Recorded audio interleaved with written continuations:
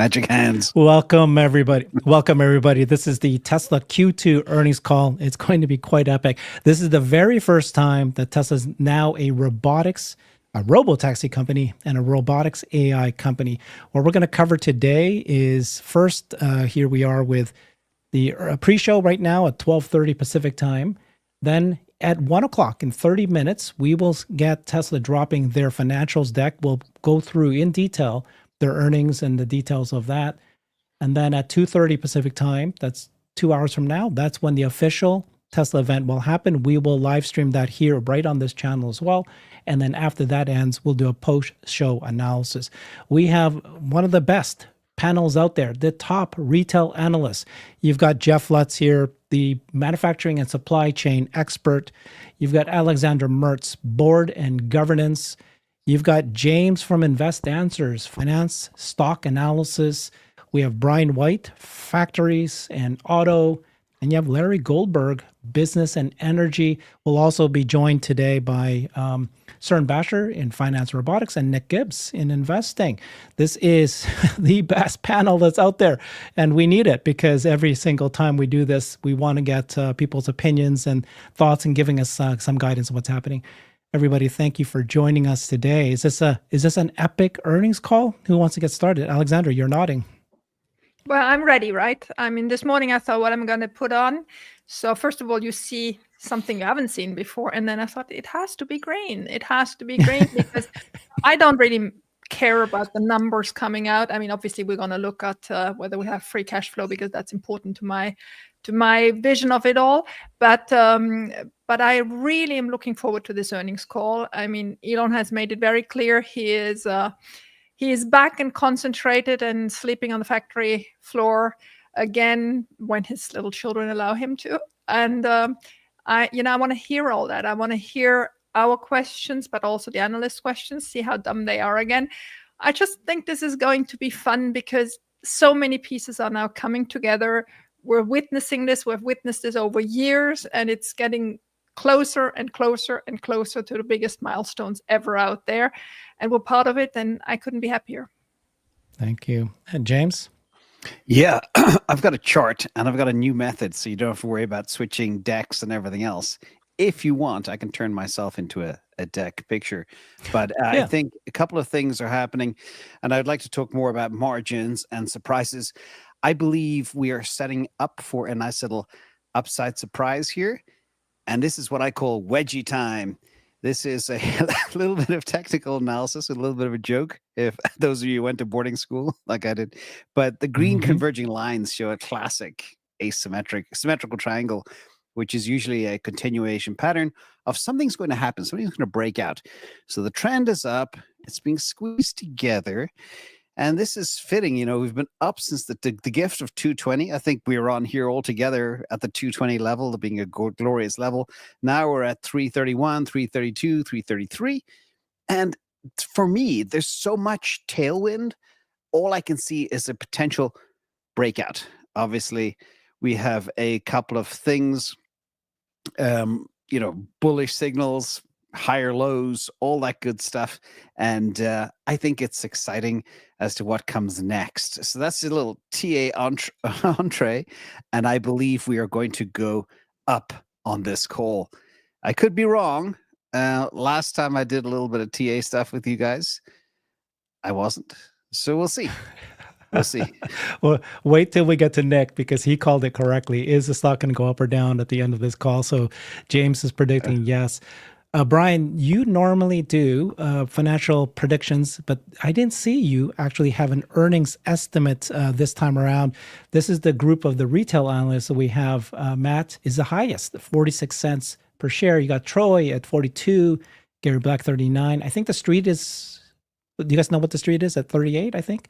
And then James is at 28 cents, quite low. Where are you, Brian? What happened to you this time? No, I never do the financial earnings because I've tried to model it in the past, and I've never found a model that actually works. No matter how much I try it against past quarters, it always collapses. So it is not my area of expertise. I do production and deliveries. What I'm looking for this quarter is to see how stationary storage is going. I don't care if automotive is off. It doesn't matter to me. That's not the future of the wheeled vehicles that Tesla's going to be making. We're going to see autonomy. We're going to see semi with autonomy. We're going to see semis with autonomy that may not be for sale, but only for rent, because the autonomy is worth so much. It could easily be $1,000 a month, and it would be vastly cheaper than trying to hire truckers. So those things don't concern me. Stationary, I think, is more interesting to me because we've got Lathrop fully ramped now for a while. We've got Shanghai is, I'd say, fully ramped, but the deployments are not. Those are a lagging metric, and we're going to keep seeing those growing out from under it. And then, of course, into the end of this year, we may see some production coming out of Texas at the Megafactory 3. That I have a lot of questions about that. I'd like to know where they're planning to get the cells from and what they're going to end up costing. But I'm confident that they know what they're doing. I'm just waiting to see how much money we're going to get out of it. Yeah, I'll ask everybody the question: is there any surprises that we're expecting? That's one, right? The potential Megapack energy shocking us a little bit with revenue recognition, maybe. This is the list that I just gave. Street consensus is at 39 cents. Matt Smith is at 46 cents. That's where he just sort of landed on. So this is a wide range from 28 cents to 46 cents, almost double a huge range. Jeff, what's your expectations? Is this going to be an important call? Yeah, I think it is. I think they all are, but I agree with Brian's approach in terms of trying to predict quarterly earnings. The sources of revenue are actually growing for the company, and therefore I think the variation in trying to predict these earnings is just going to be more difficult. But I think what's happening is I think the company's literally changing right under our feet, and even this, some of us in this group, myself included, just find ourselves talking about things that will matter less. Now, as Alexander said, we still need a business to generate free cash flow. That's still very important. So it is important to understand what's happening in auto. Where are the newer vehicles? What's the timing of those? There's still importance in understanding that and what the company sees ahead for itself. But I think the whole thing is literally changing under our feet. And but if I were to talk about just this past quarter, if I were to just judge by the number of senior level departures, whether they were fired or are on their own accord, just the number of departures tells me that there were probably a number of things going on that just weren't that great in the quarter or the first half of the year tactically, and really where the company's actually going. So I'm glad to see Elon back in this mode. But getting back to this, I think where the company is going, first off, try to imagine projecting the growth of what's going to happen in robotaxis. So what do we start off in June? Maybe a dozen vehicles, handful of rides, and of course, safety driver, all the different things that came with it. But that's how you launch a new safety critical system. Got it. But just start imagining, projecting, okay, what's it going to look like in Q3? What's the service area, and the measurements of that service area, number of vehicles, number of rides.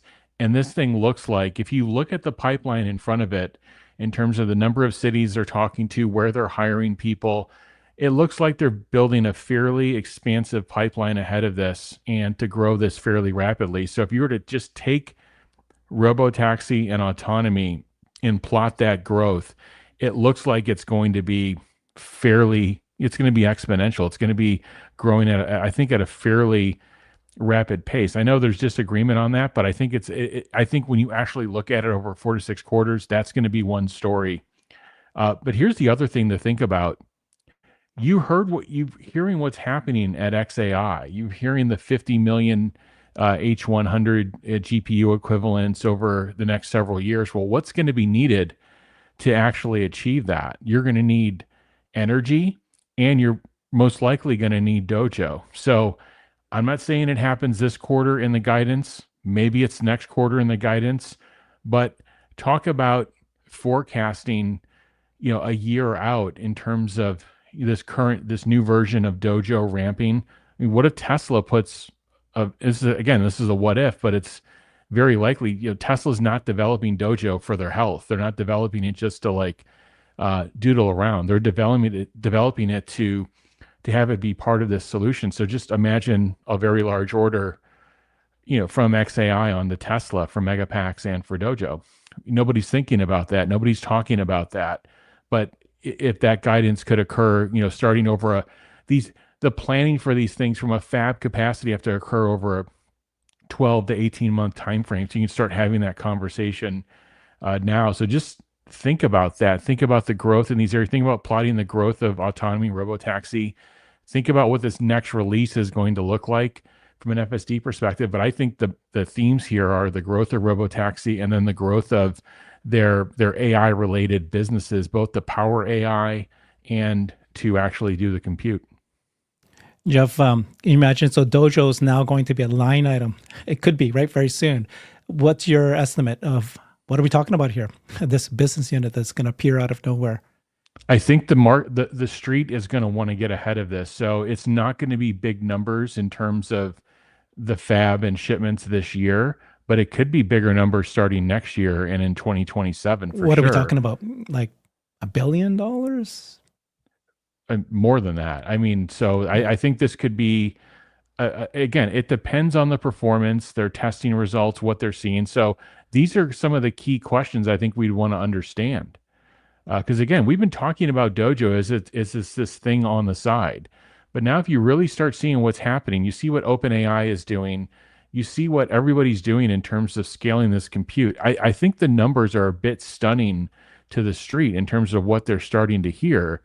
And there's one company that's able to actually execute and bring these centers up at a rapid pace. So anyway, all that has to happen. And first you've got to put projections out there. And these things are, 12 to 18 months in the making or more just to get the fab and the assembly capacity online. Okay. Larry, how are you feeling about this earnings call? Yeah, I'm probably the most disinterested guy in this group about this particular earnings call. I'm much more interested. Sorry, let me rephrase that. About this quarter's earnings, I'm very interested in the earnings call. I'd like to hear from Elon his views on progress in all the major fronts, and those fronts are robotaxi, of course. Those fronts include, where we are with our Optimus and what his schedule is, and are we getting to a place where we can get a more precise idea of what those deliveries are going to be. I'm with Brian. I'm really interested in the energy deliveries. I would like to see energy deliveries spike by 20-25%. It was my expectation we would see an increase last quarter. This quarter, I would like to see a minimum of 20-25%. And I'd like to hear from Elon what we can expect from that. I think it seems that it's time to start talking about expectations on that front. I am very skeptical we will see anything from Dojo in the coming year. My understanding of Dojo is that we're currently testing version 2. We don't expect to be competitive until we get to version 3. Version 3 seems to me 2 years off from my guesstimates. So I think we're several years away from that. I think they're making steady progress from the way I interpret Elon's words, but I think it's a little ways off. So robotaxi, Optimus, and then of course we'd like to hear a little bit more about when we're going to see some of the newer models. We do see that the extended of the lengthened version of the Model Y is pretty exciting. I think it's getting a lot of excitement in China. I think it's a ideal vehicle for our roads here. So be interested to understand the plans. I know they don't talk product, plans in this call, but I'd like to get an indication, since he's already given us an indication on, the so-called lower cost vehicles. I think it's time to get a little bit more material about those. So that's what I'm looking for from the call. From earnings, I think it will be fortunate to break 40. I no longer actually try and estimate that, but I think we'll be fortunate to break 40. I think the street may be closer this time to what they normally are. It could be as high as 42. It could be as low as 35. We'll get a little bump in not earnings, but additional growth in I think non-financial assets. So it'll be obviously their cyber investments. That's about it. I don't understand the share price breaking out unless there is some really important news that Elon delivers. So again, this call, like the last several calls, is all about the Elon that shows up. That's what I think that's what it turns on. Great list, Larry. Appreciate that. So, Nick, get you in a conversation. You and I were hoping that Tesla's going to expand the robotaxi before the earnings call. That didn't happen. And then last time you called correctly what would happen to the stock. You were against the grain because everybody was saying the opposite, but you were calling right. What's your call this time? I don't actually have a call this time, and everyone gets lucky every once in a while, right? Right now, the only thing I know is that it's 50-50 with an estimated 6.5% move after the earnings. I will not concede yet, Herbert. They still might expand it before the earnings call. We've got hours on our hand here. Sure. So we never know. It could still happen. But I'm aligned with a lot of what's been said. I've been saying this to you every Wednesday you and Brian every Wednesday for I don't know how long now. I don't care about the deliveries. I don't care about the earnings. I just care about the progress on technology. And to me, this is a monumental earnings call, because this will be the first time we go into an earnings call and nobody can walk out of there and say that Elon is the boy who cried wolf. Nope. Robotaxi is deployed, it's launched, and we can, for the first time, actually listen to what he's going to say. And now it's about the iteration of it, not will it or won't it happen. And so I think it's going to be a very profound call. What's the stock going to do? Who knows? It's either going to go to 250 or either to 350 or to 310 based on the options markets. But right now, all I care about is what's the future, what's next. What can we learn about how it's going, the expansion, what's up with the safety riders, what type of noise to signal ratio are they seeing as they've done this initial expansion? What's the climate look like right now? I mean, Sawyer just posted something about Nevada and Tesla speaking to them about rolling out robotaxis there. How is it going in Arizona, California? He said things seem promising, seems like they're being reasonable. So anything to share on that. And then I think the biggest risk to this call, other than, assuming Elon comes in pissed or upset, which I don't think will happen. I think the only risk is if they say something along the sorts of, we've bailed on the more affordable vehicle and we are just going all in with a cyber cab. I don't think that's going to happen. I think it's a low odds, but never say never, especially after you read that Walter Isaacson biography.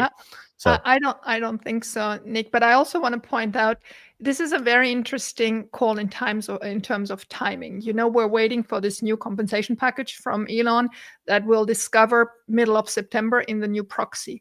So this call today, July 23rd. The next call is going to be October 20 something.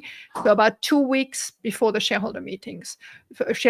So today's call will really influence the first 4 to 5 weeks of voting, because after the next call, there are only 2 weeks left until the shareholder meeting. So I do believe Elon will be in a very upbeat mood because he's also fighting for this compensation package. He wants to make sure he gets the votes. We heard last week on your show, Herbert, from Dan Ives saying that he thinks 70% of institutions are today ready to enter into Tesla stock. They are not yet there. This number is highly up from a 30% to a 70% number. And I do believe this earning call today is important for that one. He is fighting to get votes in that are positive on the tech future and the AI future of Tesla. And I'm certain. I mean, I wouldn't have dressed in green if I wasn't. That this is going to be a very upbeat call. And I may be wrong. Always am. But I do expect quite a lot today. That's an excellent point, Alexander, an excellent angle. I just want to circle back into some of the things that were said that are very important. First of all, as Jeff rightly pointed out, the ground, or I can't remember the exact words he used, the ground is shifting beneath our feet. And it's almost comical. We're doing these quarterly earnings calls when the very concept of a car is on the verge of obsolescence. And they're still talking about Model 2s. And none of that really matters as far as I'm concerned. The real story isn't 38 cents or 46 cents. That's, as soon as that was released, it's forgotten within 60 seconds. It doesn't matter. It's irrelevant. This is the rise of the robotaxi. This is the scaling of Dojo. This is Optimus delivering food next year, which Elon said at the Tesla Cafe, whatever it's called. And that's the future. And by the way, the Dojo line item thing as well. We know the insatiable demand for Elon and Musk Industries for chips.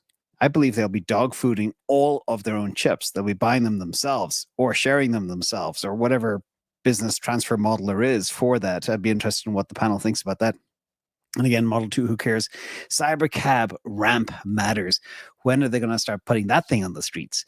And Herbert, as you said with Joe, when do we get to 3 cities? That is the magical moment when Wall Street will come in droves, and they do have billions to drop. And the TI I showed at the very beginning shows constant accumulation. So the Wall Street institutions are nibbling right now. And final point that people need to remember, the megapack business is huge. That alone is worth $1 trillion. And we are seeing the biggest build out of anything since railways in the 1800s in the United States with AI data centers. And everybody knows if they want to even get close to doing what Elon does, they need megapacks to smoothen that electricity. Just my 2 cents. Let me ask that question because the most important thing, right, we all agree, is no longer auto. I love that, James, is exactly correct. And this is all about auto right now. In fact, one of the top questions in Say is about the affordable models. We are now a robotaxi company. That's happening. When is a forcing function of when stock must rise because of robotaxi? I asked this question to Stock Talk. He said when Tesla hits 3 cities. Reason is that he thinks that once you have 3 cities, it proves that robotaxi is capable of multiple different environments. If it can do 3, it can do all. And so they think that that's it.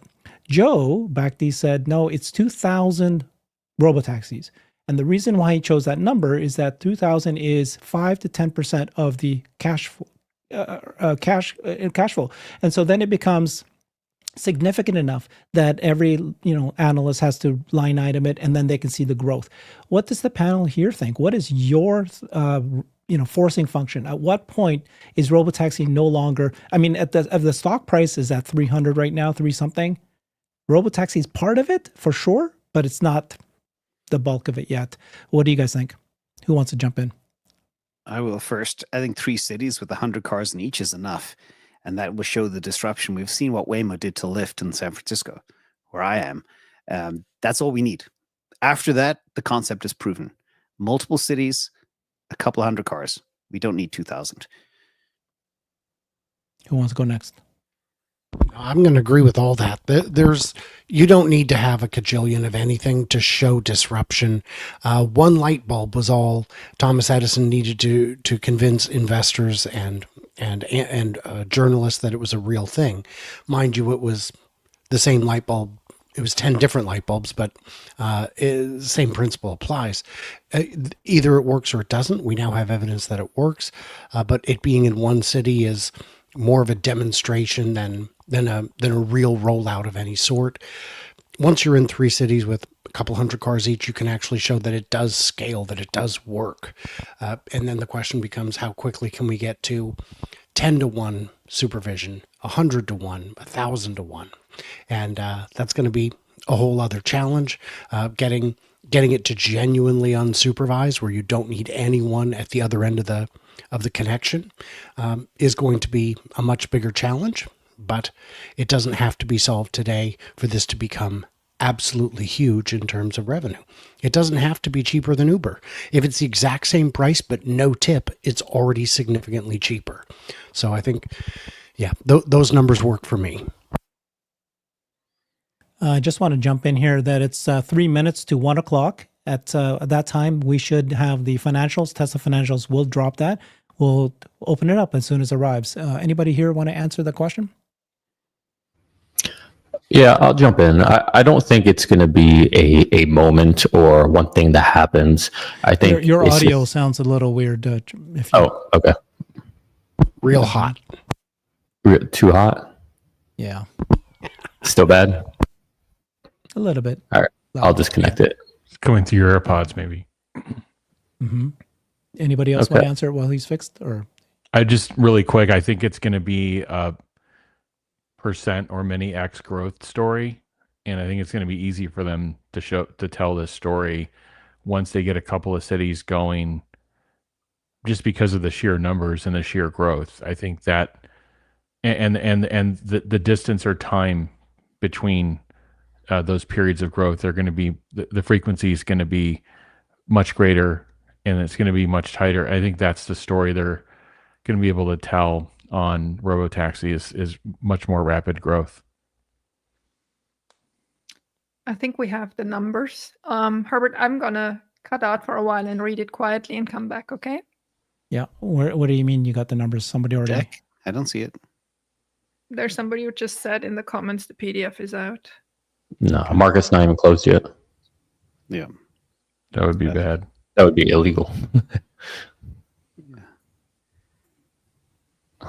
Then again, imagine the call option and put option action in 2 minutes. It'd be crazy. Yeah, it's not out. It's James not exits out. the call. They're making an error. They saw the same line. They saw the press release on the same line as July 23. I think they just made a mistake. So I think the magic moment is not going to be any of the ones mentioned to date. I think it's going to be when the safety driver gets taken out of the car. I think once the safety driver is out of the car, I think all the rest just fall away. I think it'll become very clear the opportunity for the rate of expansion to become, very rapid. So I think that's what we look for. And as far as, supervision one-on-one, we don't know that currently supervision is one-on-one. We really don't know that. We're assuming that. I don't think it is. I think we have a couple of people watching multiple screens. But I think that we'll not ever see the rate of supervision from the operations room. We'll simply see the safety driver be removed from the car. I think that's the magic moment. I want to go back to Herbert. I know we're going to get earnings probably in a few minutes, and if it does, just cut me off. But just really quickly back to the Dojo conversation. Dojo 1, there's 2, and there's 3. Per Tesla public statements, they're already handling about 8% of their training using their current Dojo chips and setup. So I think that's going to scale as a gradient. I don't think it's a 0 on Dojo. I think they're going to scale that up to some greater number. Maybe it's 20 or 25% of the training load. We'll see, because obviously the size of these data centers are also becoming much, much, much bigger. But I think that is going to grow, and I think that is going to become a story. And maybe Dojo 3 is the magic moment where it becomes basically unconstrained. But the point is I think they're going to be able to tell a story here on growth. I think there's going to be a fairly big order put on. And again, if it's handling 8% of the training now, what if that grows to 15 or 20%? That's not insignificant. So anyway, I think there's something. I don't know if we hear about that on this call, but I think it's something that could play out over the next 6 to 9 months. Is my mic Think still about hot? it. Sorry. One thing. I'm sorry, Nicholas. Tesla becomes a chip supplier there at that point. First off, they ship physical real world AI devices, robotaxi network, and now they're an AI, they're certified AI chip supplier, training side and inference side. I think it's a fairly big deal, and it's probably not being talked about a lot. Sorry. No worries. Can I just get a mic check, Herbert? Go ahead. Your turn. Okay. All right. Better. Mic check. You guys don't know, but Herbert yells at me on Wednesdays. Yeah. And then Brian calms me down after. Yeah. So I just want to, let's just continue with the Dojo conversation. Dojo 2, Dojo 3, no matter what, it doesn't have to be on parity with NVIDIA H100s, H200s, Correct. or whatever other iteration comes out, because it also comes down to a cost analysis, right? And Dojo is also specifically being designed for a very specific problem statement, which is video training. Whereas NVIDIA has to be the, inch deep, mile wide for all the use cases. Now, there's a lot of NVIDIA GPUs out there. You got the A100s, you got obviously all the H, we got the B versions are coming out, but they're still more or less pretty generic. And so Dojo could have a strength in certain aspects that the NVIDIA chips don't. I know more about the NVIDIA world because it's very public and it's a lot in my ecosystem, but Dojo is kind of a black box in many ways. So it's really hard to do a true apples to apples in that. But if it's even half as performant just on video training than NVIDIA chips, and it costs 10% of what NVIDIA does, I mean, like, right, the economics could make sense. So there is an argument to be made on that front. But yeah, I want to kind of fast forward again, and Herbert, if it comes out, interrupt me, but I think we probably still have another 10 minutes. With regards to when we start seeing the stock move I'm kind of aligned with what everyone said, but I think it kind of comes in phases. I think it's not a silver bullet or a binary. I think it's like Larry said, driver comes out, we expand in a geofence area bigger than what Waymo is in Austin. Oh, San Fran comes on. Then people can say, oh, well, of course, they're in San Fran, Austin. They've been training there forever. Oh, NVIDIA comes, or Nevada comes online. Arizona, like they haven't been there forever, right? So I think it's just like a confluence of 1,000 cuts that lead us, 1% here, 1% there, 2% there. And I think that's what will happen before we actually see the revenue on the income statement. The people who get in once it starts showing up on the balance sheet, that's the Warren Buffetts that buy Apple after it's already gone up so much. Right. I think there's a lot of movement to happen prior to that. Yeah, it's going to go in stages. I think you're right. I think there's going to be a moment when we suddenly realize the revenue burst and the earnings burst, pretty much like we saw in 2019 with that, third quarter explosion. I think we're going to get a similar moment. So we're going to see, significant rises with these various milestones. Stock's just gone up $1. We don't know why. Real time. Sorry. It's because Google just came out. Yeah, it's probably on its way. Yeah, Google. Yeah, there's 2 websites that I'm checking that will drop the PDF as soon as it does. We'll download it. We'll look at it. We're expecting the Tesla financials to drop any second now, maybe any minute. And then we'll review that. And then an hour and a half, that's when the official Tesla event will happen. We'll stream that live here. We're co-streaming it in multiple channels, including the X accounts, so we can stay wherever you're at. So this is interesting. Google hired 5% people over the last year, where you see companies like Microsoft cutting drastically. Interesting. Well, whatever you do, stay here, hit the thumbs up, and we'll keep you informed. So who else here thinks the stock would go up or go down after the earnings call? I say up. So 2 people say up, James and Nick. Anybody else? We get prize at the end, right? Whoever's right. You get the 100 stock going shares. up. That's the prize. 100 tokenized shares. I really do think that we may see softness, but I feel like it, like Herbert had said at the top of the show, is baked in. I feel like there's we've seen deliveries were a miss and stock went up. So the market isn't always rational, and I think there's a lot of fear baked into the trading. One other I item think too so. is the expectations are so low right now within TardFi, Wall Street, that the only way is up.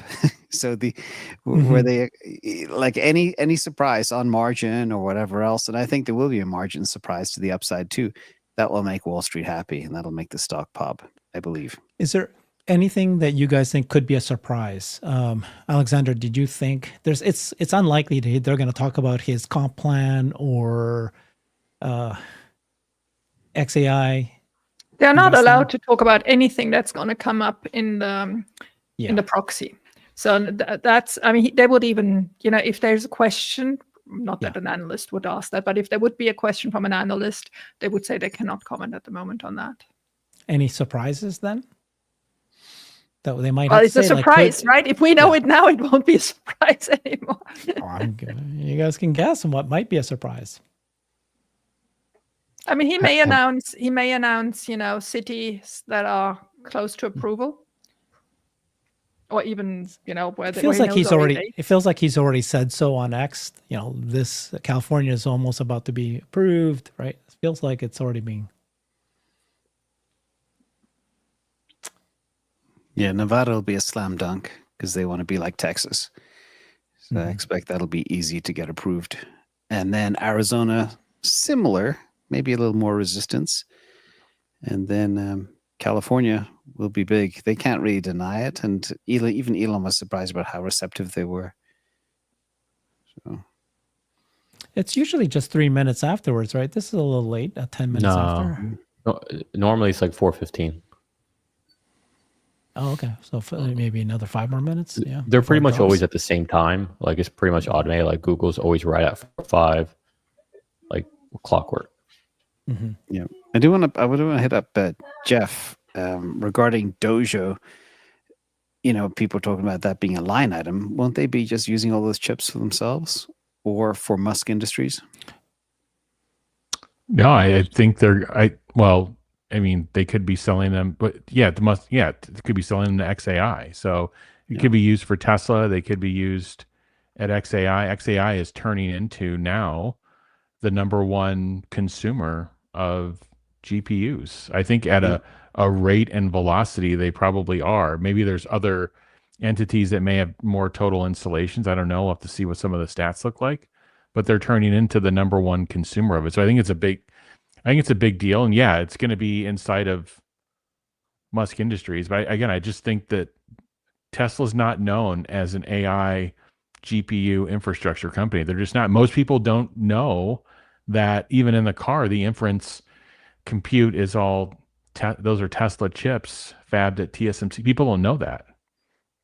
I bet you if you polled, more than 50 or 60% of the analysts think that there's NVIDIA inside of Tesla today. So just to give you an idea of, I think it's going to be very eye-opening that a large percentage of Tesla's training and compute and XAI, if it's going to undergo this conversion and they're going to have to put orders on Tesla for chips, I think Tesla is going to be looked at as a completely different company.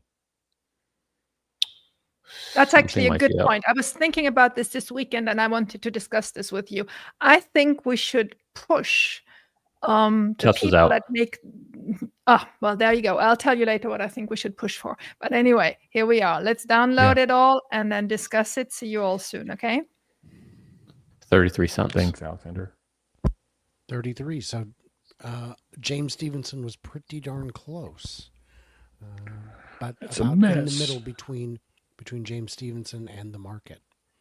I mean, James was closer by a penny. Stock shot up $5 for a second there. So it's weird. Started builds of one of the more affordable models in June. Started production. Whoa. Wall Street will love that because it's a car company. Sorry, Jeff, what was that? He said said they started including the first builds of a more affordable model in June, with volume production planned for the second half of Whoa. 2025. So that's probably the start of production. Guys, operating cash flow of $2.5 billion. Free cash flow of $0.1 billion. That's amazing. That's truly amazing. Okay, where should we go on this first? Should we go to the what we normally do? Jump to the outlook. Delivered first mega packs from Mega Factory Shanghai.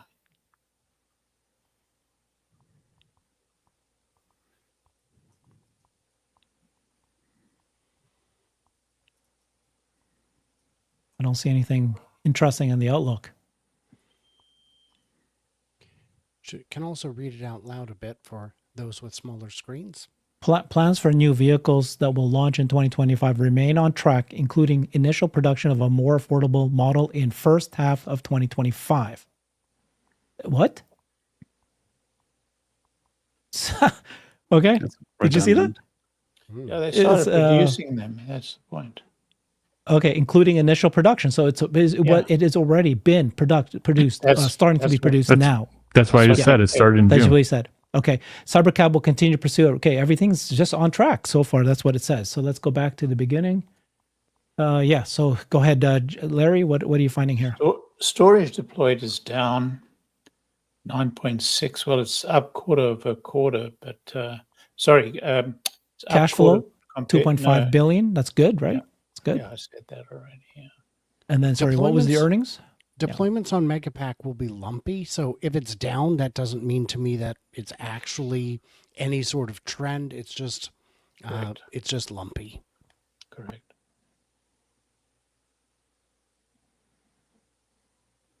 All right. Q2 2025 was. Go ahead. They said a key word here. They are framing Q2 2025 as that seminal point. Yeah. They talk about robotaxi launching, but it's just a test. But the FSD expansion is happening globally: Paris, London, Sydney, and Rome, which is big. And we're not even mentioning Norway and the Netherlands as well. So other places too. Talks about the core tech build out.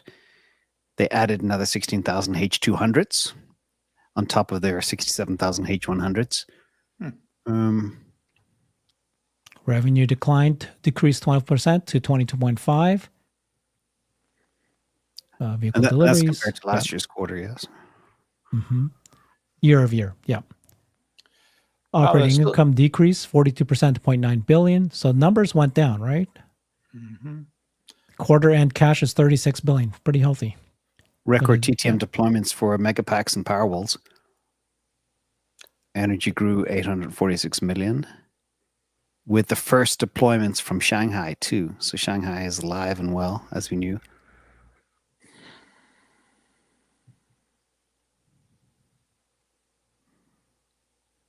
Yeah, second quarter cash flow is higher than the first quarter.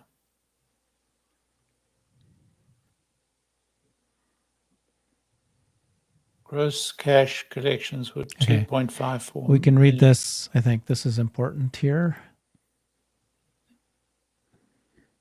Our efforts to refine the robotaxi offering in Austin are not location specific. That's important. And will allow us to scale to other cities quickly with marginal investment. That's important. Everybody thought that what they're doing in Austin was, making it very specific to Austin, and they need to replicate that for each cities. That's not what they're saying here.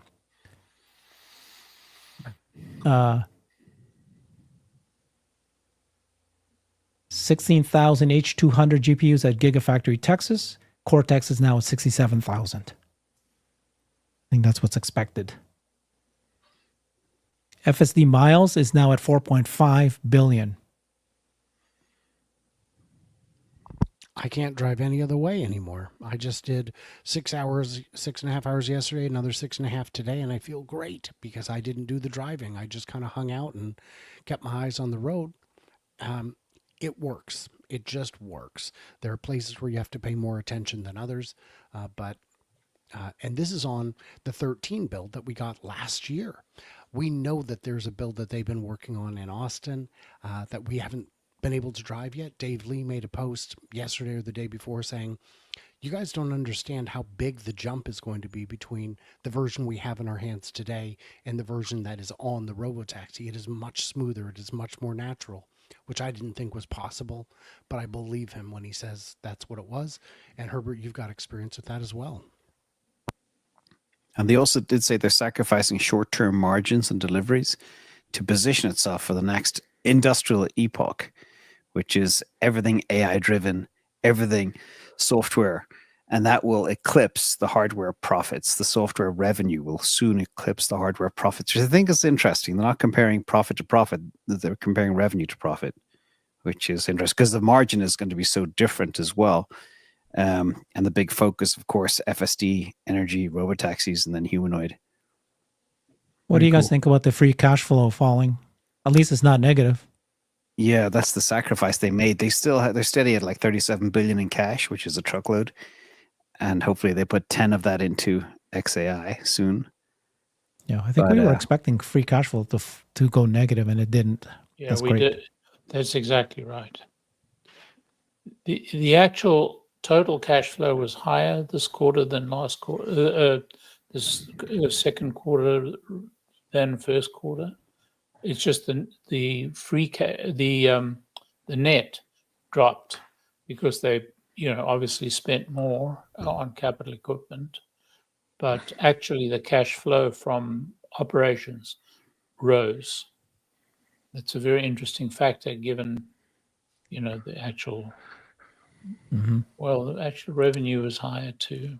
So I expect, with all that retooling that they were doing in Q1, I would expect that. I actually think it's going to be, they're going to do some more retooling, obviously, for these lower cost vehicles and expanding the lineup, but it's not going to be like taking down 2/3 of your production and trying to bring it up again in a quarter.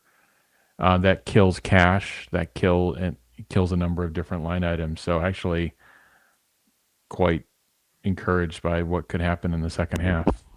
Yeah, I think that tooling must be done though, Jeff, because they're in production, right? Correct.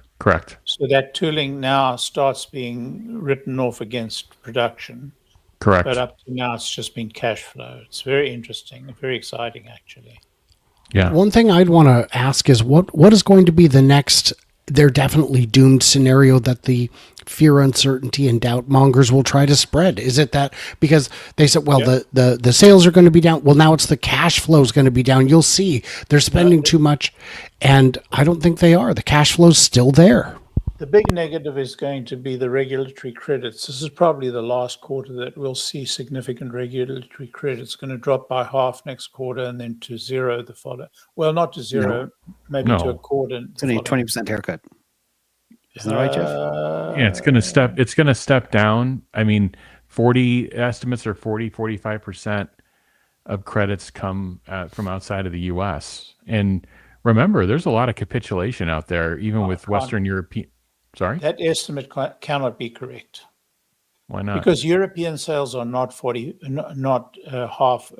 equal to U.S. Regulatory credits. It's not just Europe. It's not just Europe. It's Canada. It's not just Europe. Tesla. Look, Canada and Europe combined are a drop in the bucket compared to China and the U.S. So it can't be 50%. It's got to be a higher percentage. I'm sorry. I may be wrong, but I didn't say it's 50%. I said it's estimates of 40 to 45% come from outside of the U.S.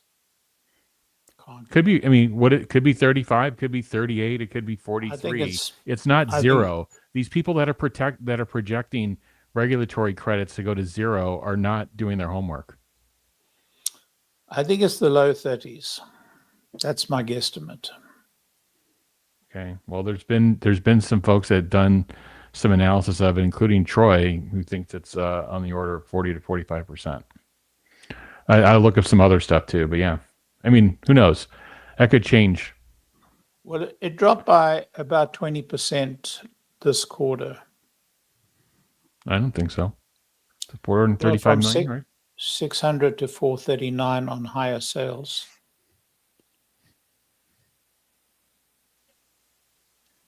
So it was 890 million Q2 of 2024, 439 this quarter. So that's literally half of Q2 of 2024. Q1 of 2025 was 600 compared to 440. So it's dropped by almost 30%. So I think Troy's wrong.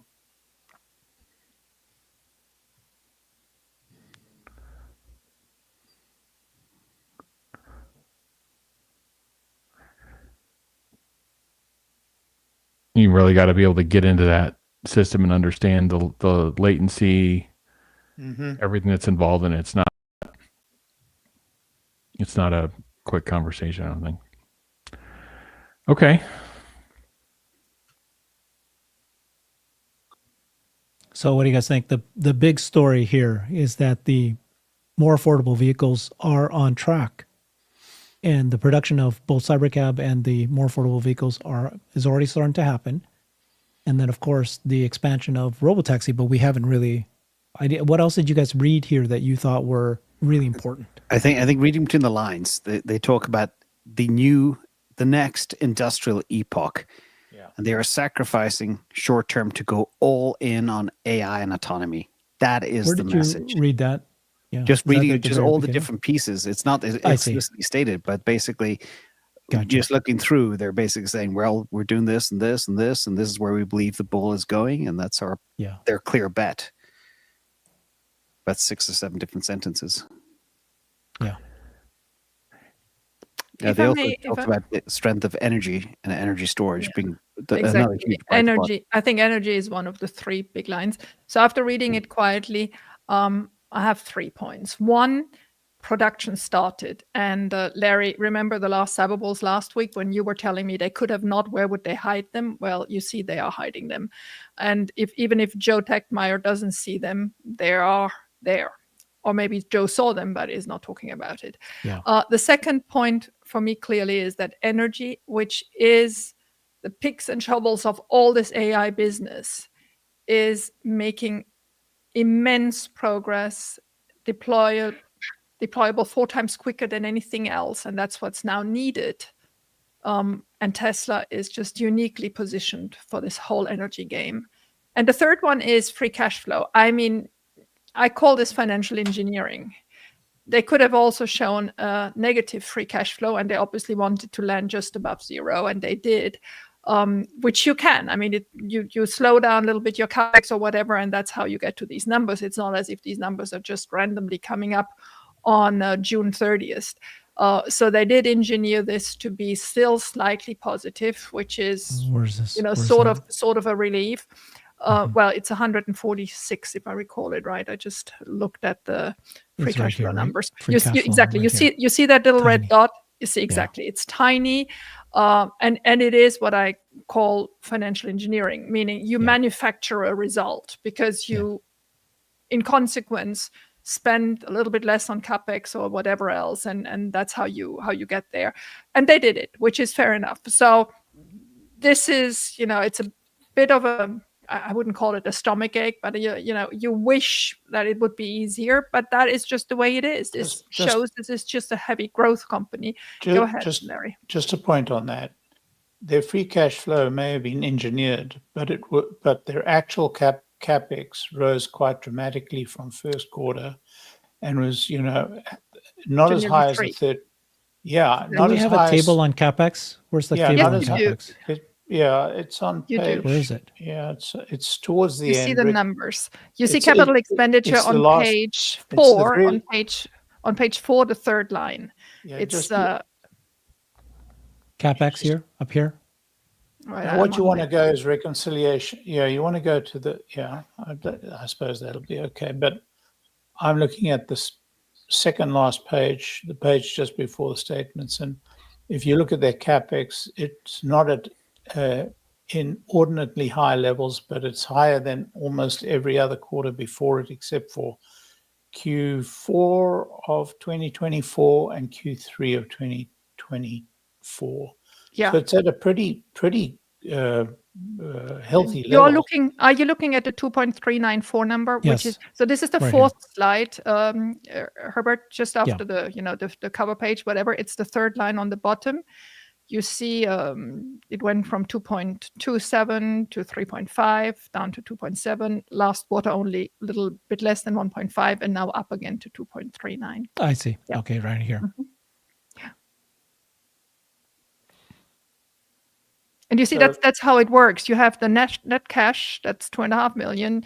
You know where you want to get to on your fresh cash flow, and that's how you adjust them. Those I are mean, the what does that tell you? That means that they want to spend as much as they can on capex, but then go, okay, we can't go negative. It's a tango. It's a tango dance. And in fact, per Larry, he was actually kind of correct. The regulatory credits did drop 51% year over year, from 890 million down to 439 billion. That's nearly over nearly $500 million gone, and that is high margin revenue taken from the books.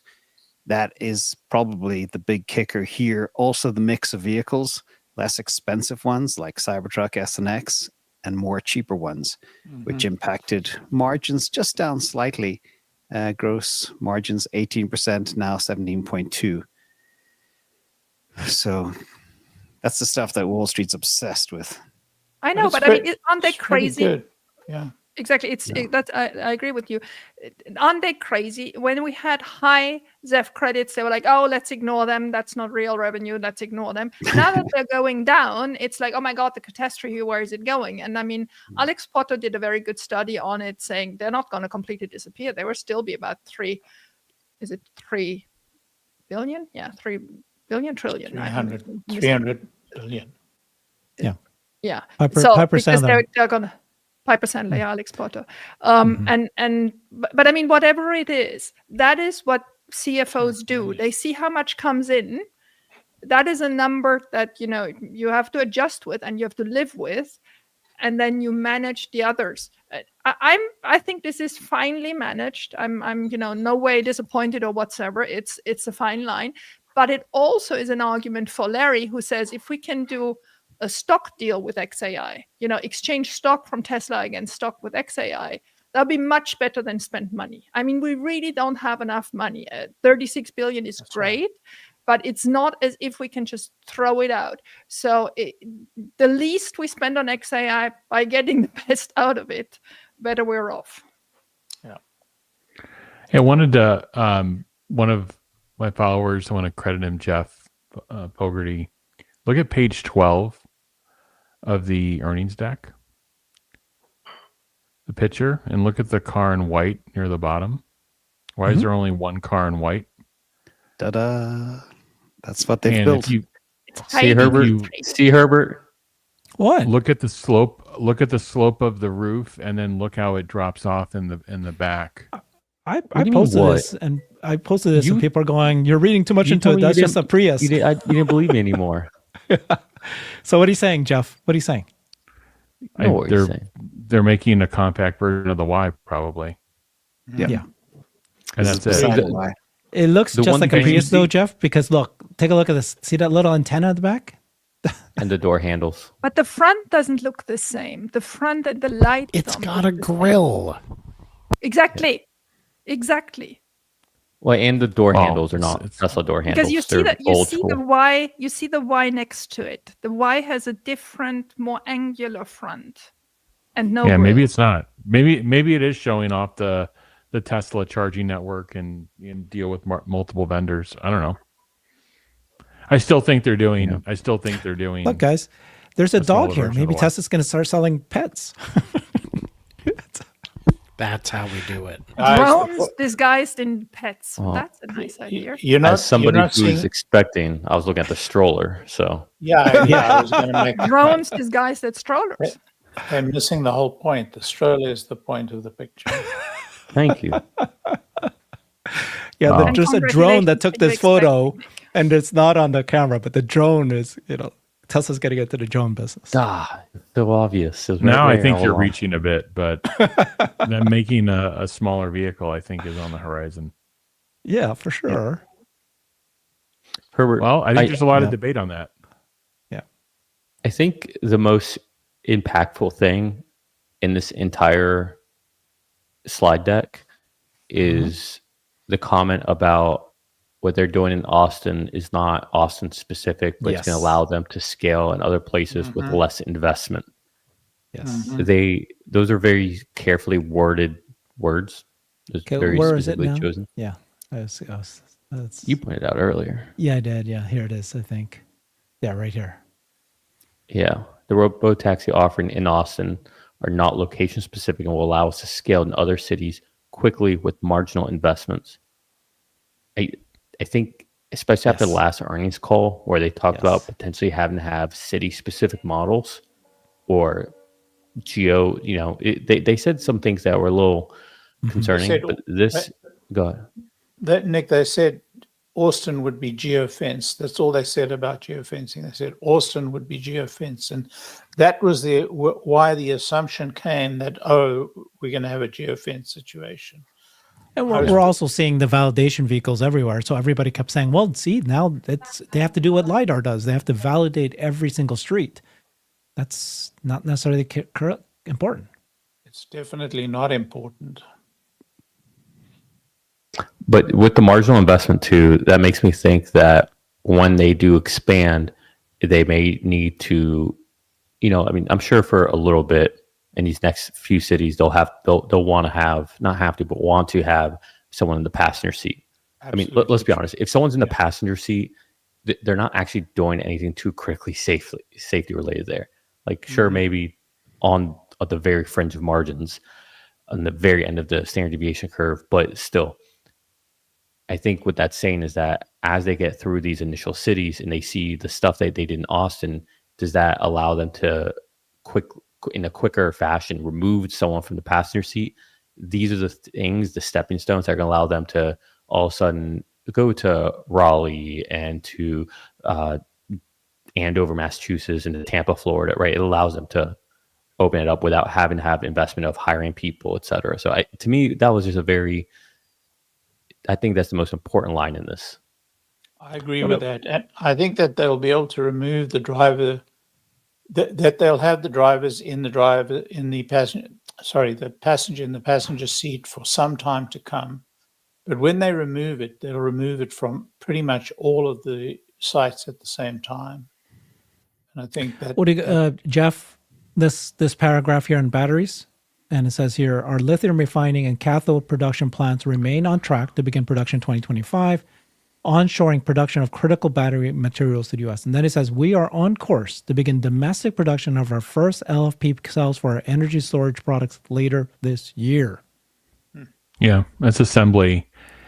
I mean, the interesting question, if you're putting your operational hat on, is are you able to connect supply and demand, or did you run out? Were you able to do an inventory pull forward before these 50 and 60% tariffs are going on battery cells and kind of what everything's settling in at with China? And then I talked about the graphite material. I'm sure they've known about that for a year, and they've been pulling in inventory quarterly for that. But again, kind of, if you're asking the question is, are you going to be able to, are these trains going to connect where you're going to get enough U.S. sourced graphite that's battery grade? Are these trains going to connect where you ramp down China LFP assembly and you ramp up U.S. LFP assembly, and you're going to be able to connect all these for your energy business? I think that would be great to know. Well, worth noting that the LFP in Nevada is only 10 gigawatt hours, where Fremont or Lathrop is already consuming 40 gigawatt hours. Then you've got Texas coming online as well. It's just not enough supply. And the LFPs being made in Nevada are not, they're for stationary storage, which has different technical specs than for automotive, which would need to be more robust, more durable. So I don't know. I don't know what they're going to do about batteries in the medium term. They're two very large battery factories that are coming online now. Not non-Tesla battery factories, but commitments to Tesla for supply. By the way, the stock just dropped below closing, not quite below closing price, but it did drop quite significantly. Why do you think it did that, guys? Margins, drop in margins. and free cash flow just at break even and drop in regulatory credits. These are things that Wall Street doesn't like. They don't look forward. They look at the numbers in the boxes. There's also the algo trading. It popped a little bit. Sell it. Take your profits. No surprises, nothing exciting. Nothing surprises me. I mean, I'm talking about the earnings deck. Yeah, I mean, the energy is rock solid and only going to ramp from here. And the Model 2 is being built. That is stunning. That got me by surprise. And that big gigatex of Texas car factory or carport, car garage, whatever you call them. I think there's a layer in there where they are hiding them. The whole ground floor has security fencing around it that a lot of us expected to disappear when Robotaxi was unveiled, the Cybercab was unveiled. And it's my belief that those have been hiding in there this whole time, because why else would they have such robust privacy for that? And to answer something Alexandra brought up earlier, Joe Techmeyer is frequently asked, definitely don't fly on this day. And sometimes they'll do the opposite and say, you should fly on this day, because they have a very good working relationship. It works out well when everyone plays nice. We get access, but not unlimited access. Do you think, for example, because they're ramping slowly, it's just a weird theory, maybe to Jeff, that they are stockpiling these Model 2s to be ready for Q4 after everybody buys up all the cars in the US in Q3 because of the credits? I said that expiring. 2 weeks ago. I said that 2 weeks ago. Yeah, this isn't going to be a typical ramp. This is what we said as well about the Model Y, why the Model Y handover weeks were far different from the week they actually started production, because they have to get enough in inventory. You don't want to sell a car at, it's $30,000 that you have to wait 6 months for. So yeah, they're going to have to do a pre-build. They're going to have to, Tesla knows how to store vehicles and keep them out of sight. So it's clear that they're doing that. And also, I think I talked about it earlier this week. Tesla's vertically integrated, so everything that's related to the form factor and shape of the vehicle, they actually make. And so therefore they can contain a lot of this from a secrecy perspective. This is why you won't see a lot of leaks. You'll see a lot of attempts of like, I saw this drone shot or saw this or that, but you won't actually see a lot of leaks because they make all this stuff in-house. Well, a lot of the parts are going to be in common with the existing 3 and or Y. Therefore, for example, when I know people in the parts supply network, they won't necessarily see it. They might see an uptick in orders, but they won't know which model of car it's going on to. My question for you guys would be, how many cars do you think they could move off site before someone notices? Because to stockpile any kind of serious number, we're talking thousands and thousands of cars. Yeah. That gets hard to hide. Even if you do it at night, there would be, you could put covers on them. Are you going to buy that many car covers? Are you going to use generic car covers that you could reuse over and over? I just don't know. That's not the right question. The right question is, how far do you want to go without Osborning your current sales? That's the key to it all. Hey, guys, I want to look at this. I think one of the most important sentences, not the most, says here, plans for new vehicles that will launch in 2025 remain on track. New vehicles, with a plural, including the initial production of a more affordable model. Now it's just one more affordable model in first half of 2025. It can't just be 2 vehicles. It sounds like it's going to be 3. No, it could be 2. It could just be 2. And 1 is in production undercover. Yeah, and they're doing this, and this is multiple sites. Shanghai's doing something, probably doing something out of Texas. So yeah. But what does this mean, right? There's a more affordable model. That's the one we are waiting for. But then there's another new vehicle that's not a more affordable model. And that could be the extended Y. But yeah. Oh, okay, gotcha. Because it's will launch in 2025, remain on track. So it's not considered launched yet. Yeah. Yeah, I think everything's as expected. There's no bump in inventory of much consequence. I don't think that if they're holding vehicles in the bottom of that garage. They're not holding much more by way of inventory. By the way, stock's down $2 now. These aren't meaningful moves in the stock. I think they're waiting for No. the earnings call. Yes. It was up a couple bucks. It's down a couple. I think they're waiting Jeff, for the call. Would you recall us, because I don't have my line well in my head yet. Whatever comes this year is not unboxed, right? This is this mixed The new line vehicle. with No, the new vehicle is supposed to be unboxed. No, Cybercap. Sorry. exactly. Sorry, you're so right. 2026. You're right. So You're go right. ahead, Jeff. Tell me, because you're much better at explaining it than I will ever be. What they're doing right now is they're taking existing Model Y serial production general assembly capacity, and they're doing retrofits. This isn't like full on retooling like old Model Y to new Model Y.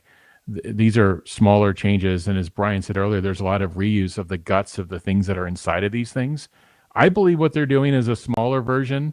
The model, I've always said a larger version and a smaller version. They've announced a larger version of the vehicle. So these are programming changes on robots. There's going to be some fixturing changes in terms of how they interface with the vehicle on the line. There's going to be some reconfiguration and movement, but these aren't new robots.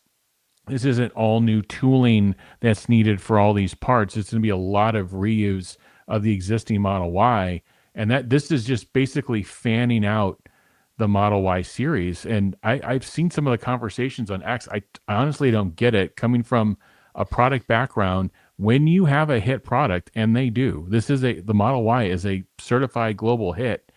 What you try to do is you try to go off and tackle different segments that you're not able to get today. So, and we did this, and I gave the razor example.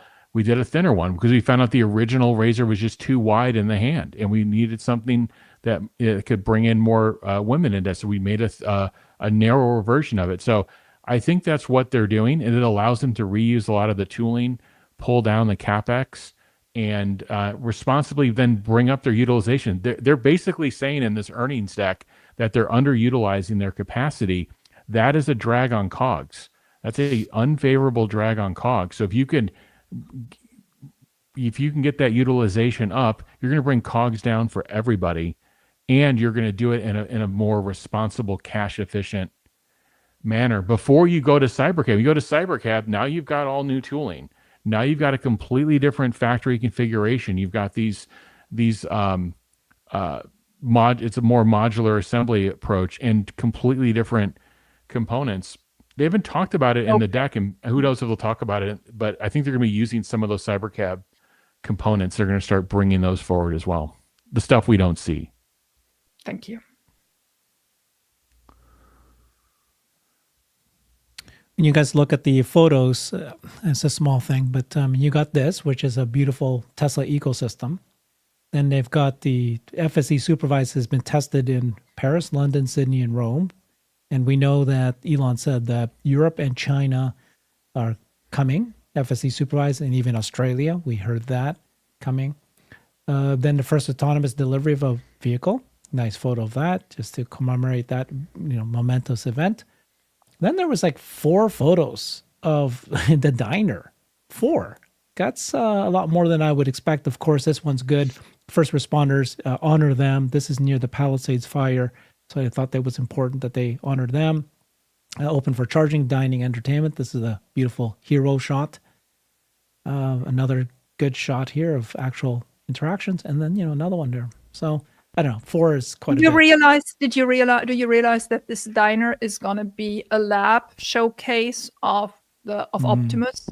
Yeah. It's going to show, this is going to be the microcosm of, what an Optimus can do between meal preparation, serving, cleaning, whatever you want. Everything is going to happen in there. It's going to look fantastic. They're going to be fantastic pictures.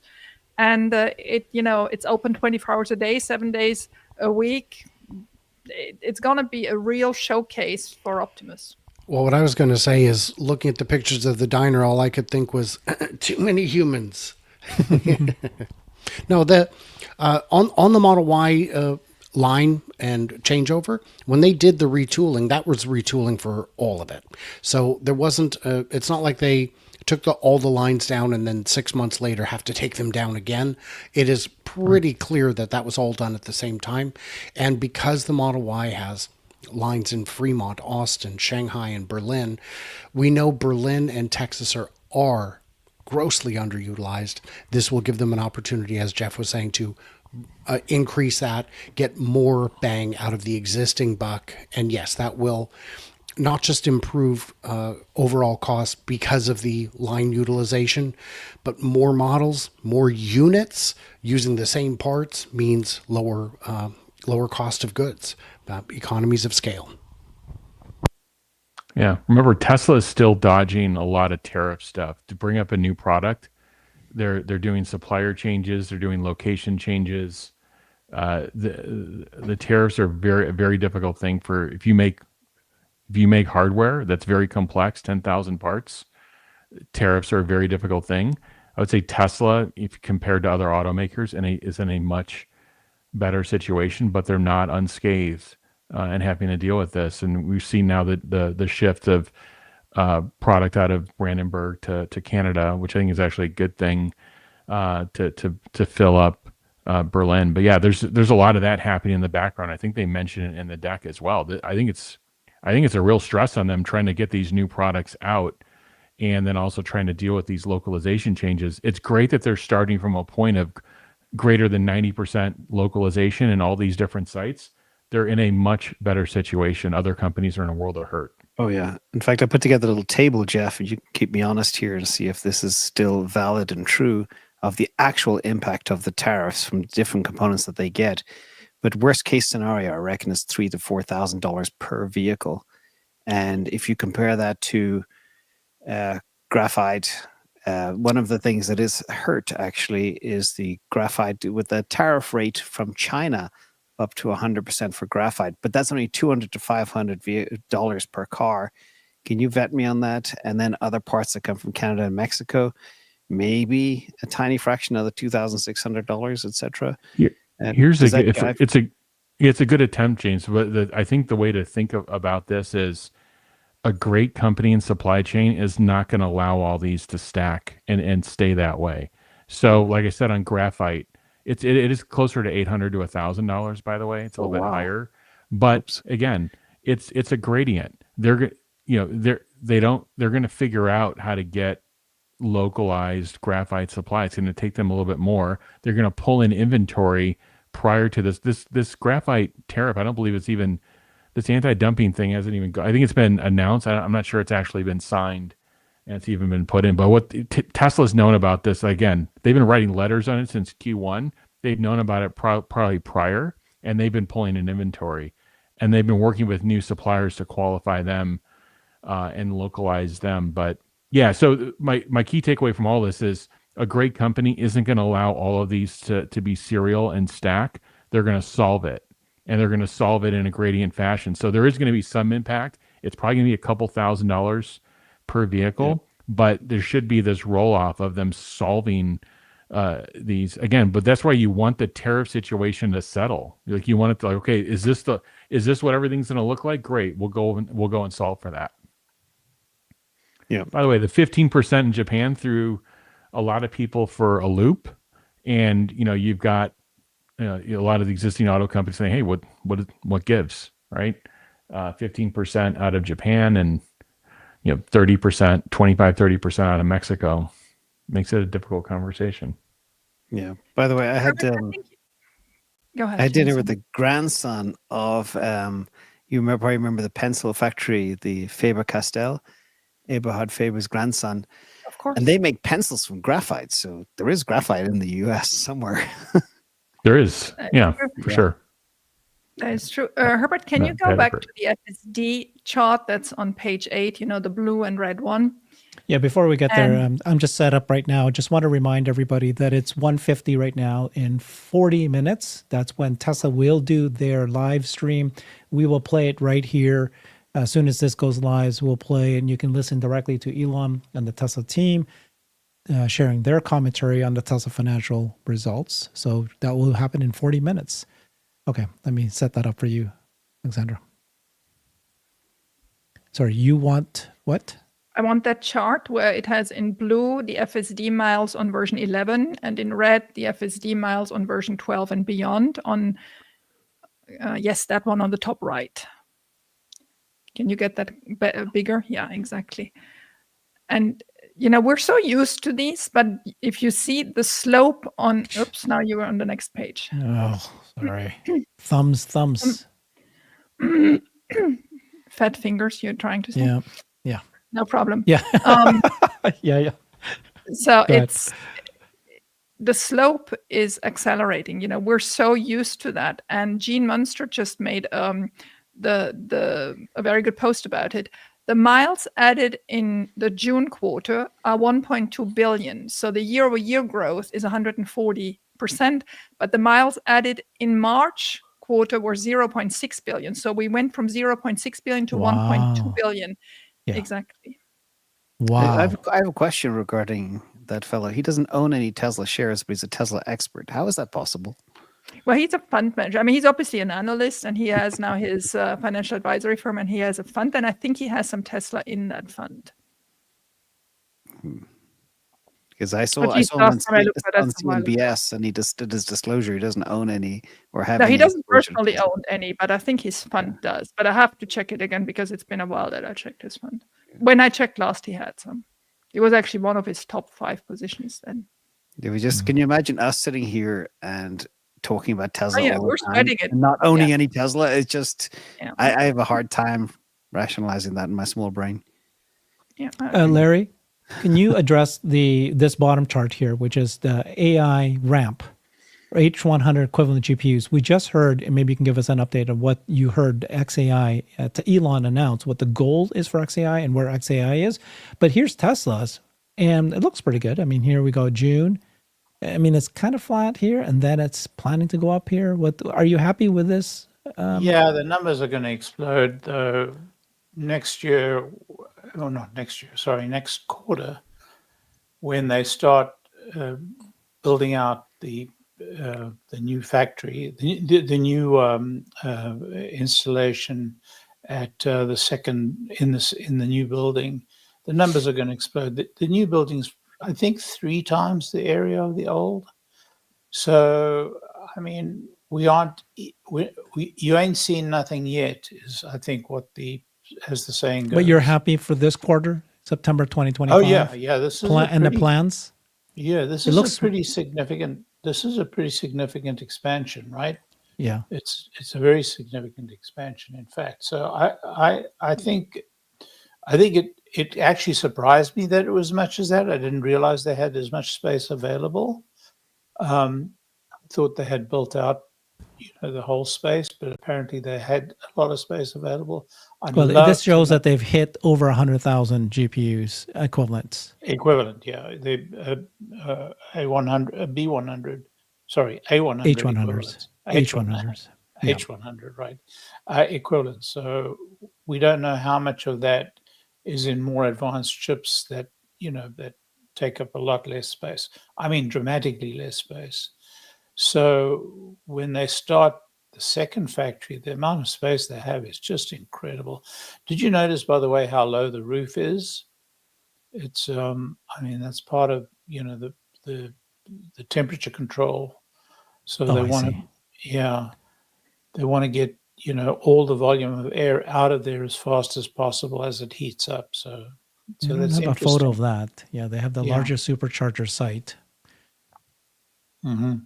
No, take a look, Alexandra. Take a look. Okay, solar right here, right? I know. 168 cells, powered by solar. But look at this. Today he comes out with the solar farm. I'll send you flowers. I promise. Look at this. Stop. I saw that. Solar. Solar. Yeah. Can you go back just one page, because I saw a very good comment here on the YouTube chat, which is, did you all realize the 2 pictures on the right is London and Australia? And London, I think we didn't know before. We knew Rome, we knew Paris. We know that it's coming to Australia because of recent comments. But London was new to me, and obviously to many people in the chat as well. And we shouldn't miss that. I mean, right hand drives. That's you also see Big Ben. Come on, open your eyes. Do you see your eyes? I've been there. Oh, God. I've been here. So I mean, in the ballpark on revenue and EPS, big. I mean, a fairly decent gross margin beat, but really it's FSD miles exploding, and that sentence in there about they're not location specific and they can expand the robotaxi network rapidly with marginal investment. I mean, Yeah, that's the biggest. that's it.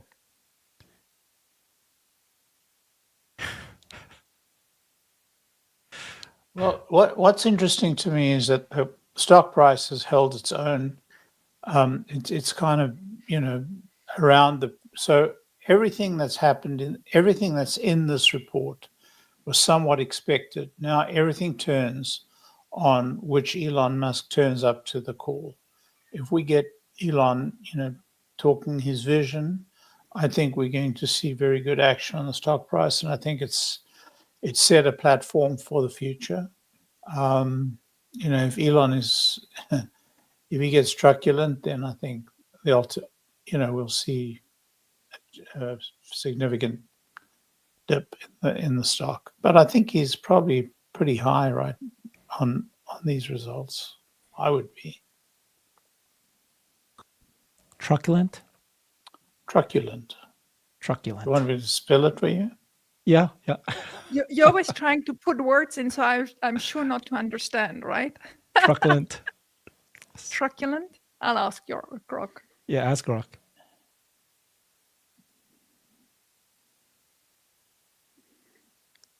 Always depend on Larry to expand our vocabulary. Starts in 30 minutes.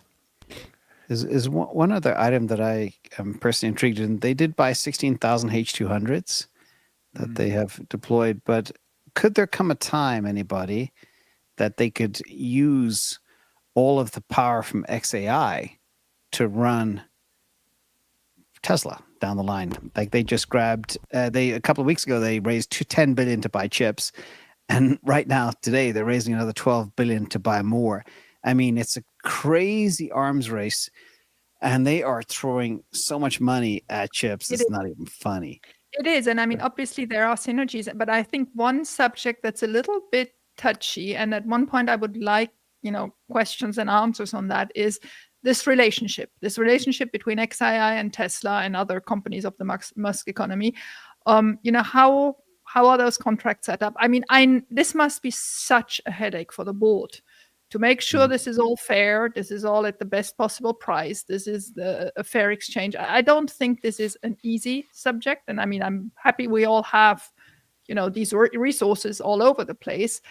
But, how much is a fair exchange of people, of compute, of data? Let's address the question about whether XAI could process Tesla's AI requirements. And the answer is probably impractical, because the way XAI is set up, the way they're configured, and given the pressure on them, the way they're configured is not ideal for what Tesla is looking for. And the way Tesla is set up is equally not as ideal for the way XAI would want them set up. So I think it's probably unlikely. My guess is that there isn't a lot of exchange for Tesla's core FSD processing. That's what I think. But I think the one area that they could well share workloads is in inference. I think a very significant portion of Tesla's inference is on AI4 chips and soon to be AI5. And I can imagine that XAI could either be using AI4 chips or could be operating on Tesla's AI4 chips. I think that's the one area where there is real common ground in terms of configuration.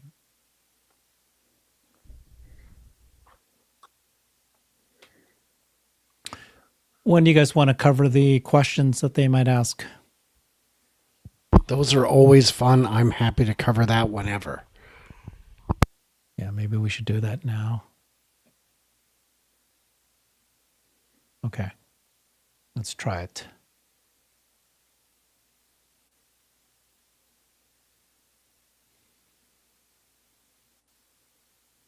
I just find it so funny that the retail questions are always better than the analyst questions. Can anybody figure out why? And they're still not the best.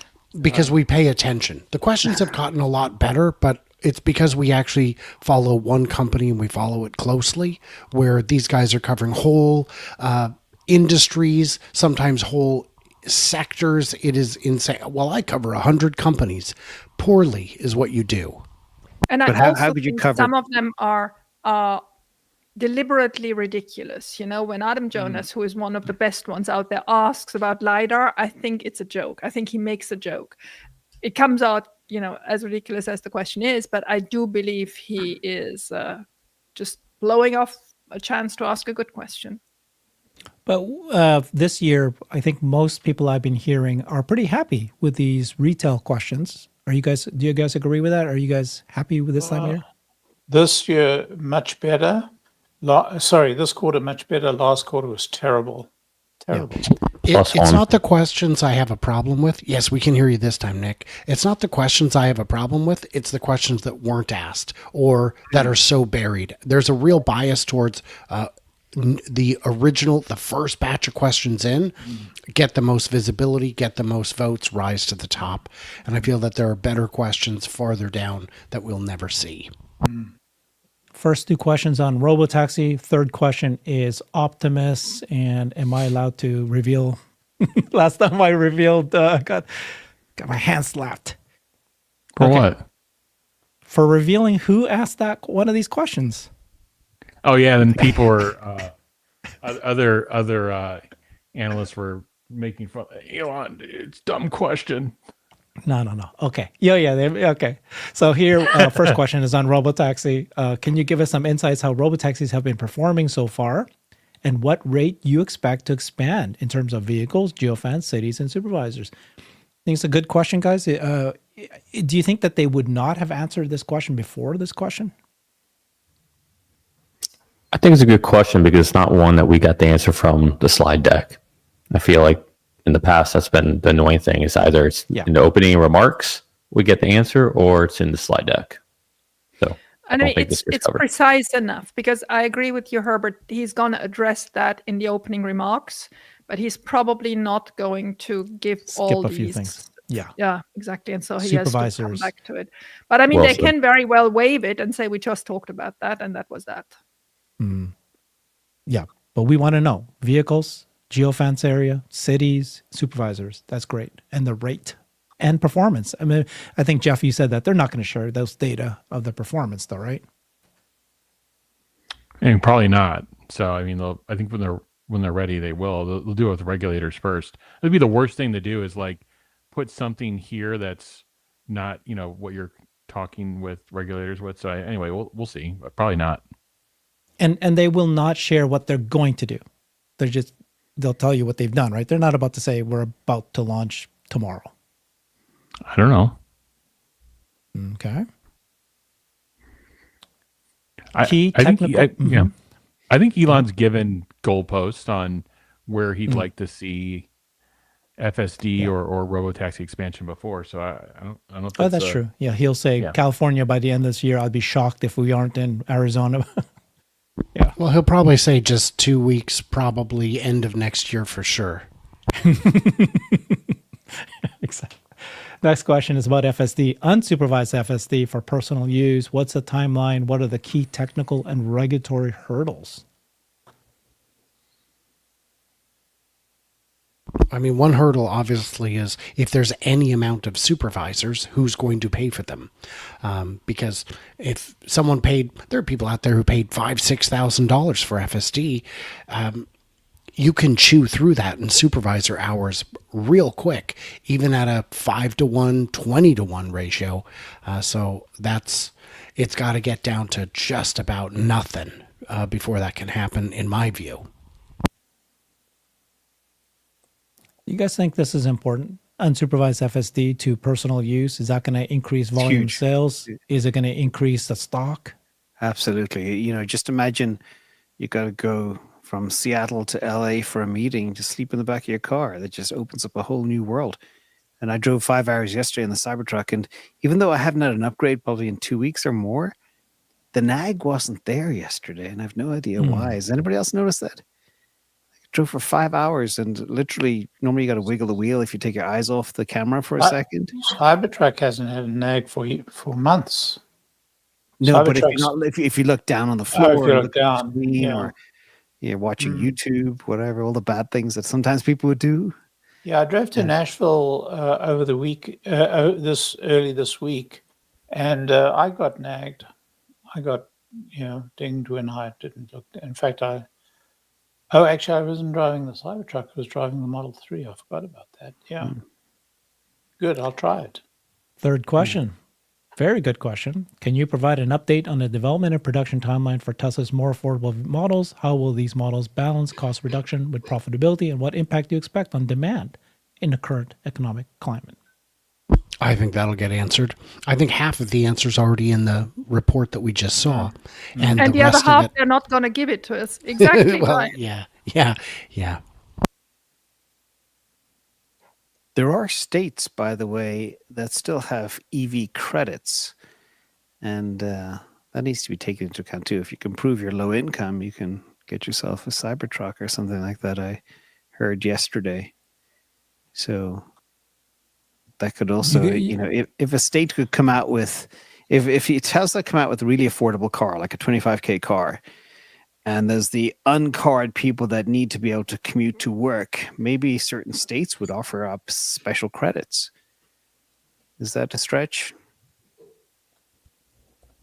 Well, especially if we're talking about an affordable model, if you look at Washington State's incentives, there have been very few cars that have qualified historically because the price cap is so low.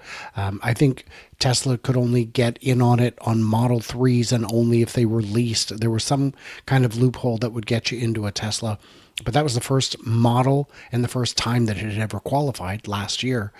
But I could see the states with really low limits making it qualify. So that would be, and if they're going to be making them in Berlin and importing them to Canada, Canada also has lower, typically when they do incentives, will have a lower ceiling than some countries. So it would be another place where they could potentially get in on a credit. If Canada gives credits, they'll exclude Tesla. It's true. Well, they'll try, and they have tried in the past. Yeah, but bringing the Model Y from Berlin makes it now cheaper than the Model 3. It's really hard to surgically impose rules. You have to make them broad enough that they'll stand up to a legal challenge. Yeah, how they did that with the wall chargers in BC, I'm not sure, but it could be because I'm not sure. Maybe it's a BC Hydro thing, but on the vehicles, they put the high tariff on Chinese cars that ended Shanghai-built Models 3 and Y from coming in. They started importing them from the U.S. Well, those have a tariff now too. So Model Y from Berlin. So, Alexandra, you said that they've already answered this first question. Can you provide an update on the development and production timeline for Tesla's more affordable models? No. But no. What I said is they've given a part of the answer there in our deck saying we've started. Right. And what we want to know is they're not going to answer that. And they should not. They should not. I mean, the Q4 thing, some people think that they might say we're waiting for the regulatory, the IRA credits. They should not say that. They should not say that. Please don't say it. Please don't say it. Just leave it out there. Say it will come. I mean, if you want to re-push it, we'll, put it second half so people may think it may be December or whatever. But it's not, there is no benefit in saying any of those details, neither profitability, nor dates, nor how much demand. I mean, one question I have to Jeff. Let's say they produce and store underground and have nice places to hide it. So they have now 3 months to do so. And if I'm right with we're launching it first week of Q4 theory, how much reserve could have been built up? Are we talking 5,000 cars? Are we talking 20,000 cars? Could this happen simultaneously in Berlin and Shanghai? And if so, does that then multiply the number of hidden cars? What is it? The technical answer to your question is they need to forecast their weekly run rate and how many weeks of supply they typically hold. They're now at around 3 weeks of supply. And what you would want is you would want a run rate that could support that. That's the answer if we're putting variables into an equation. I don't know what that number is going to be. I don't know how many they think they're going to sell of this model. I don't think they want to store, that many vehicles, by the way. That's not how Tesla operates. What they want to do is they want to accelerate the ramp so they're at that weekly run rate as quickly as possible. But yeah, this isn't going to be a dribble like they've done with other products in the past. That's why you saw them hold the new Model Y a little bit longer. I think they had issues, by the way. I think that's part of maybe some of the departures. I'm just speculating, but I think they had issues in the distribution and country by country qualification of the new Model Y, and they're going to want to do better. If these are lower cost vehicles and it's meaningfully lower, they're going to want to build up more inventory. The short answer to your question is there's an equation for it. Maybe even a shorter answer is I think it's going to differ by region. It's not going to be hundreds of thousands of cars, though. They would not want to have all that inventory. If you have a quality problem, that would be a disaster. So what companies typically like to do is they want to improve the angle of the ramp and get to that weekly run rate as quickly as possible. Now, do remember the Model Y, the new Model Y, we were able to launch in 4 factories at the same time, right? Fremont, Austin, Berlin, and Shanghai. So we had that test. I agree with you. It wasn't perfect, but it was as close to perfect as you could probably get. Nobody else has ever succeeded anything. They're getting better. Yeah. Terrible. Exactly. They're getting better. And go ahead, Larry. Yeah, and with this product, it should be easier than with the new Model Y. Because I think they're keying so much on the existing Model Y, and they've had the ramp experience already. So I'm guessing that this will go much smoother, but it could be wrong. The other thing, the key thing to look at is part reuse. And Brian brought this up earlier. The old Model Y to the new Model Y, I think there was about a 70% changeover in parts. That's a lot. There wasn't tremendous reuse from the old Model Y to the new, but from, as Larry was saying, from the new Model Y to these variants, there should hopefully be greater reuse, and that will definitely help the slope of the ramp. Well, and the Model 3, by the way, was 50% new parts. So the parts in common from new 3 to new Y is likely very high. Yeah. And do we have any information from Joe about, all these parts lying around the Giga Austin, the castings and whatever? Because I had the feeling I saw a couple of days ago that he said there is more than usual. Is that something you heard as well? Those are the ones that are Cybercab sized. Unless they're going to be changing the castings on the Model Y, which I think would be unlikely, then those would just be Cybercab castings. Yeah. They're not going in July having outside Cybercab castings for next year. I agree. I think that means Cybercab may be coming sooner. Yeah, I think it's coming sooner. That's right. Yeah. What? Mass production. Go read the deck again. They said mass production is in 2025. So you got to start at some point. But volume production 2026. You're right. Or excuse me, 2026. Yeah. Apologies. Yeah, so you got to start probably in 2025. Yeah. There's a thing called SOP, start of production, and then there's this thing of getting to peak run rate, where like what's your peak weekly run rate, and that's where they would consider volume production. So you're right. They are going to start some amount of greater.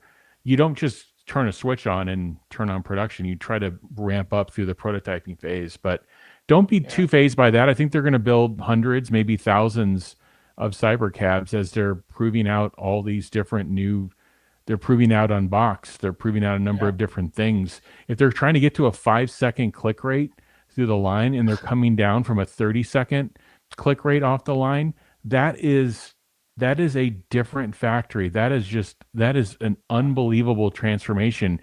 And you don't do that overnight. You've got to glide into that.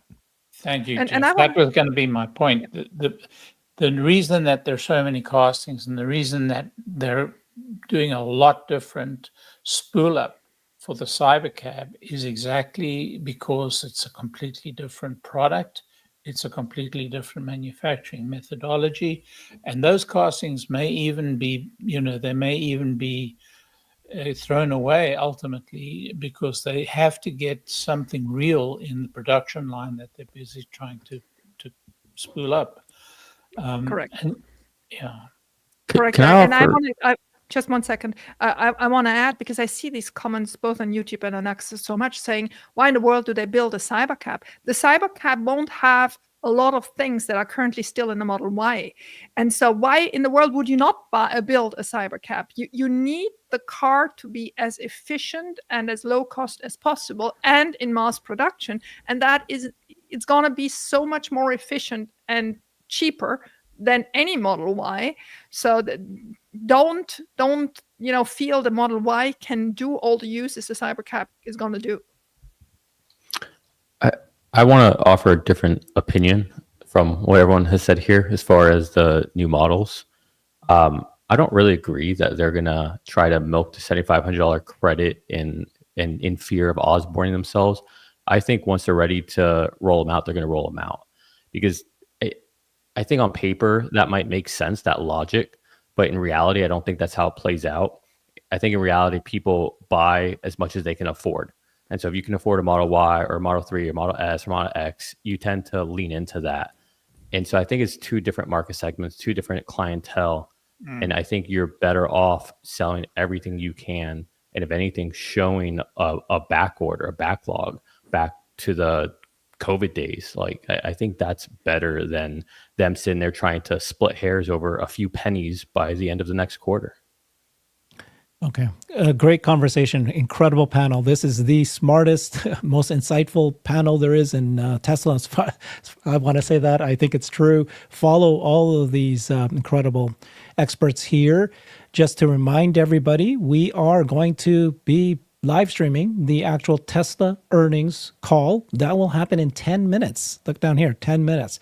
We'll play it right here. We will get off the screen. You'll be able to listen to it uninterrupted. And in the meantime, we've been ignoring CERN. CERN's been here quietly. Everybody's going, CERN's the best. CERN's the best. Bring it Nick's on, mic CERN. is too hot. Why is Nick yelling? CERN's the best. How you doing, CERN? What's your I'm thoughts? One of a fabulous team. You guys are great. I've been listening to you since the report came out. Thank you for all your knowledge. But I did put together a few charts. Okay. It Ooh. wouldn't be me wow. if I didn't come with some charts. Yeah, where are they? Did you send it to me? I emailed them to you, Herbert. Damn it. You should have told me ahead of Herbert time. is not ready. Sir, I'm not ready. Put it on the union list. I'm so done with Herbert. We're just joking, but actually we're not joking, right? Herbert should know by now that when he sees me that there's going to be something in his inbox. He should I know guess many so. things. It's I guess just so. I don't know. producer Herbert. Yeah. I'm busy. Gosh. Oh, excuse us. You're busy So- trying to make fun of every panelist. Not pulling Right? up your Laughing email. his way through. Okay, it's coming. Oh no. Okay, well you got to go through it quick, dude, because Yep, it's quick. Because the earnings call never starts Sir, late. He's already complaining. He doesn't even have the thoughts yet. He's already complaining. okay, wait. So, are you coming to the X takeover this weekend? Unfortunately, no. Oh, that's a shame. We could have signed the union. Yeah, setup. a Yeah. letter. Maybe I Well, I'll should be fly there. out. I'll be CERN's not part of signing that. You're not part of it, dude. All right. Oh, go. Okay. sorry. So real quick, for those that care about margins, I want to satisfy your need to scratch that itch. Gross margins, you can see a little bit of hope starting to trend up, maybe there at the end. Net profit margins went up. Operating profit margins went up. Now, the net margin went up because of a little bit of a gain on something called Bitcoin, offsetting higher stock-based compensation. So that certainly helped. Okay, so a little bit of hope there. Herbert, if you go to the next one. Auto gross margins, for those that care about profitability of autos, with and without regulatory credits. If you take out reg credits, the gray line with the orange dots, pretty good increase there. And we're now back at levels that we saw 4 quarters ago. Yeah, so we're 15% and market expected 14.5. So that was really better. Yep. Next chart, profitability or gross margins in the different lines of business. Energy, 30%. autos ticking up, service and other ticking up. Everything's headed in the upward direction for once. Mhm. So that's great. Average selling prices. This surprised me. ASPs went up quite a bit in autos. I think $1,800. And the costs, pretty flat. And that's despite the high-end mix being down. Must Yeah. be the new Model Y being more expensive. And so that Yes, we translates. had But obviously the launch model. But the launch model ended this quarter, like pretty Yeah, but early this this is about- quarter. Well, it was 1 month, 1 full month in that quarter. Hmm. And then, so that translates onto the next page, Herbert, of profitability of a Tesla gross profit per vehicle of almost $5,900. Nice. And We're it's been a going to little laugh while since about we've seen these that. numbers once we have software as a service revenues. I mean, we're just going to laugh about this. Yes. Yeah, the fact that we cared about this will be laughable at some point. That's right. And then revenue components as a share of total. So you can see there that service and other is in the yellow, the orange, energy in green. The blue is red credits, and the red is autos.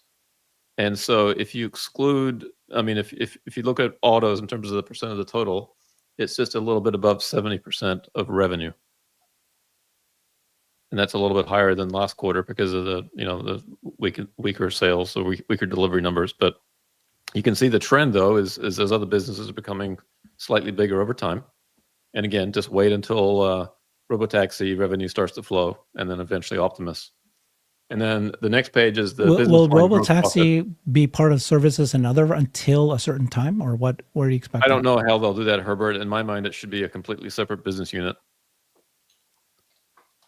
Yeah. Who knows how they'll do that. And this is from a gross profit perspective. Autos now is about 65% this quarter. And I just assumed that It's the not margin on the it's not a bad quarter. It's really not a bad quarter. yeah. Yeah. And then just to show, I think Alexandra, you were talking about this, the capex versus R&D. This is a company that's investing heavily in its future. Two components of that are capex, which is capitalized, it's not expensed, and then R&D, which is expensed quarter to quarter. R&D very reduces high. profits, Mhm. and you can see that R&D line there in yellow or orange, depending on what color you see there, is trending up pretty solidly. The It's the highest capex it's has ever bounced been. around a bit. Mm-hmm. This Okay. is such a growth company. I can't believe that people don't understand. This is still a baby. This is the same risk you take on some companies that just IPO. Of course, it has a longer history, but there's the big stories are yet to come. Well And said, then this one- Alexandra. It's $1 trillion baby with $37 billion in cash Right. at the center of 4 of the Yeah, biggest big gliding baby. S curves on the planet. Nobody can even get close to what this is. Yeah, A that's lean, well said. mean big baby. And so then this one, again, speaks to the management, how well managed the company is. So the green is the operating cash flow. So that includes after R&D expense, cash flow left. And the blue is the CapEx. Ideally, you don't want to go free cash flow negative. There have been quarters where they have. But this quarter, there was a slight, positive cash flow. And that was in spite of the fact that they increased CapEx this quarter. So they are investing very wisely, very carefully, and managing this business very well in what's proven to be a very difficult market for EVs. It's very impressive. Yeah, and in fact, if you saw the results coming out from General Motors, I think yesterday or today, shocking. They're getting completely clobbered as well. So What are the odds? Energy gross margin, Sawyer just posted, is 30.3%. Yep. That's I can hear pretty music awesome. now. First of all, thank you so much for doing that, Søren. That was, as always, Awesome. brilliant, because it sometimes, I came across as that there was a number of numbers that went down, but you're showing it that actually turned out to be It's- pretty good. It's a Can you pretty guys hear solid the quarter music for or what not? Wall Street cares about. No, we don't. No. no music. I hear somebody Heard that. growling. Yeah. I liked it. That's me. That was me growling. Okay, let me shut it down and restart it. That's what happened last time. Don't The worry, I know what I'm growling or the doing. restart? I know what You I'm see doing. how he Don't worry. puts himself in the center? Do you see that? Look at that. Yeah, this that is was the Brady accidental. Bunch right here. I have no idea what's going on, dude. I'm That busy. makes him I'm Alice, I busy. think.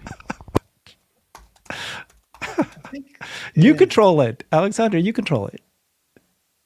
You got to be kidding. Yeah, no. Do you think if I control it, I wouldn't put myself in the center? Yeah, you Come should on, put yourself. don't you know me? You should. Put yourself in the center. And a reminder with that, when the call ends, we will still be here to discuss what we have just learned. Yeah. And if you haven't already, hit the thumbs up because it helps people find this Brian? video. Are you already in San Francisco? I am. I'm in Roanoke Park right now. I just think that we should tell the chat a couple of things. Farzad is not here because he's driving up at the moment. Brian is in a hotel room. I mean, we really tried to make this all, doable for all of us. And people criticizing that you hold your mic in the hand. Well, we're doing this in any circumstance. You did it out of China the other day. I loved it. Yeah. Well, I don't. I'm not going to pack a mic stand. I can afford a mic stand. I'm just on the road, and I'm not going to pack it. Okay, guys, Herbert, you can still hear don't the hear music, right? No. Negative. No, sir. Tell me what I'm doing wrong, guys. There's a setting in Streamlabs. I'm looking for the StreamYard setting. By the way, Søren, back to your charts while there is fixing that technical thing. One of the things that stood out to me, having a big hit on the actual numbers, was the regulatory credits falling from 890 million to 439 million, which you showed as well. Without that, net of the results were really good. And of course, the Bitcoin gain had a little bit of an impact and the services revenue gain. Is there anything else that really stood out to you on a big number piece that Wall Street might be overlooking? Sorry, Well, the real thing quick. that stands out to me is the fact that they're investing so much in R&D and growing that aggressively. If they weren't doing that, the current earnings of the company would be a lot higher. In fact, more than double this quarter. Music. Yes, we hear it.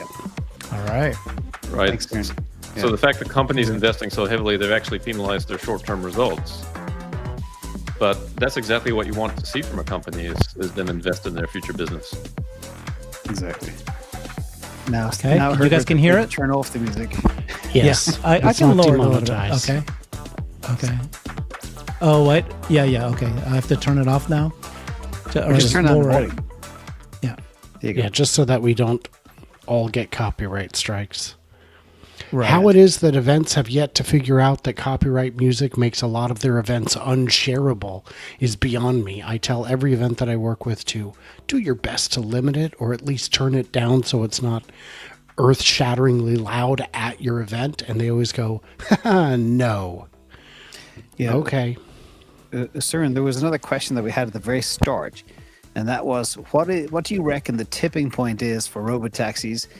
Is it 200 running at the same time? Is it 3 cities? Is it 2,000? What's your calculus on that one? Well, the answer is everybody has a number that will wake them up.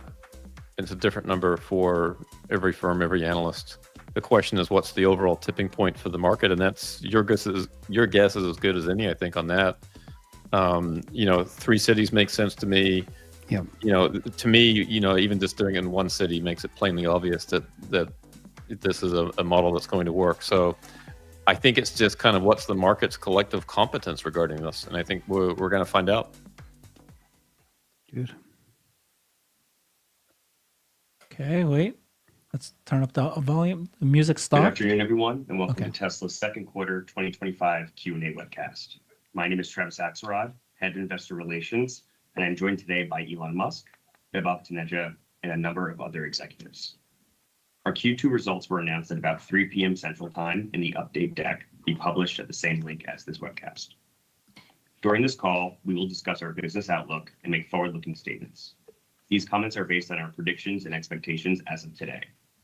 Actual events or results could differ materially due to a number of risks and uncertainties, including those mentioned in our most recent filings with the SEC. During the question and answer portion of today's call, please limit yourself to one question and one follow-up. Please use the raise hand button to join the question queue. Before we jump into Q&A, Elon has some opening remarks. Elon? Thanks, Travis. So we've had a very exciting quarter. We're able to successfully launch robotaxis, so providing our first thrives with no one in the driver's seat, with paying customers in Austin. And as some may have noted, we've already expanded our service area in Austin. It's bigger and longer, and it's going to get even bigger and longer. We were expecting to really greatly increase the Austin service area to well in excess of what competitors are doing, and that's hopefully in a week or so, a couple weeks. Yeah, a couple of weeks. A couple of weeks or so, and then we're getting the regulatory permission to launch in the Bay Area, Nevada, Arizona, and Florida, and a number of other places. So as we get the approvals and we prove out safety, then we'll be launching autonomous ride-hailing in most of the country. And I think we'll probably have autonomous ride-hailing in probably half the population of the U.S. by the end of the year. That's at least our goal, subject to regulatory approvals. I think we'll technically be able to do it. So, assuming we get regulatory approvals, it's probably addressing half the population of the U.S. by the end of the year. But we are being very cautious. We don't want to take any chances, and so we're gonna go cautiously. But the service areas and the number of vehicles in operation will increase at a hyper exponential rate.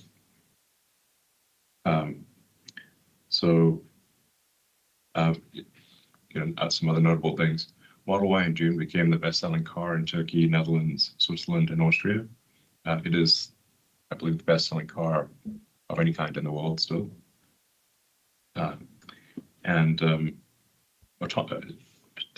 Autonomy is a big factor there. So even without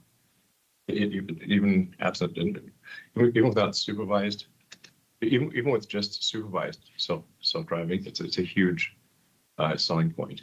And it's worth noting that we do not actually yet have approval for supervised FSD in Europe.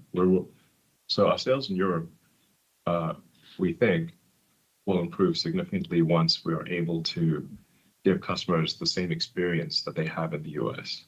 This is, I think, a very important point to convey. And we've been working with our main country regulator, which is the Netherlands. And I think we're close to getting approval with the Netherlands. Then it's got to go to the EU. It's quite a Kafkaesque. In fact, Kafka had no idea that something like the EU could exist. Beyond Kafkaesque challenges with bureaucracy, but we will get the approvals, and I think we'll get so people in Europe will have an experience similar to that of the US. In most of Europe, this year, hopefully, at least partially in this quarter. And then we also had some regulatory challenges in China, which we're hoping to unblock shortly, because we also cannot provide supervised FSD in China currently, but we hope to unblock that soon. That's another major. It really is the single biggest demand driver. And then within the U.S., as we get confident about safety in different geographic areas, we'll loosen up on how much somebody has to be laser focused, to have their eyes laser focused on the road. Because that's been a common complaint. In fact, it does create an odd safety issue where people will sometimes disengage autopilot, then do something, change the radio, or maybe look at the phone, drive with their knee, and then re-engage autopilot, which obviously is less safe than simply keeping autopilot on. So anyway, we're get that experience will improve in the next several weeks. Because of our focus on Austin with no one in the driver's seat, the production release of Autopilot is actually several months behind what people experience on a robotaxi in Austin. So now we have the robotaxi in Austin launched. We'll be adding back those elements so that there will be a step change improvement in the Autopilot experience for people outside of Austin. So this is really, as you can tell, this is very much sort of autonomy is the story. Like we need the physical product, without which you cannot have autonomy. But once you have the physical product, you need the autonomy is what amplifies the value to stratospheric levels. We also launched the Tesla Dyna, which has been a huge hit. It actually got worldwide attention, which is unusual for a Dyna. Dynas don't typically get headline news around Earth. But this is a pretty special Dyna. And if you're in the LA area, it's worth visiting. It's sort of a shining beacon of hope in an otherwise sort of bleak urban landscape, frankly. So it's really quite a lovely experience. Great job by the Tesla team there. On the full self-driving front, continue talking about that.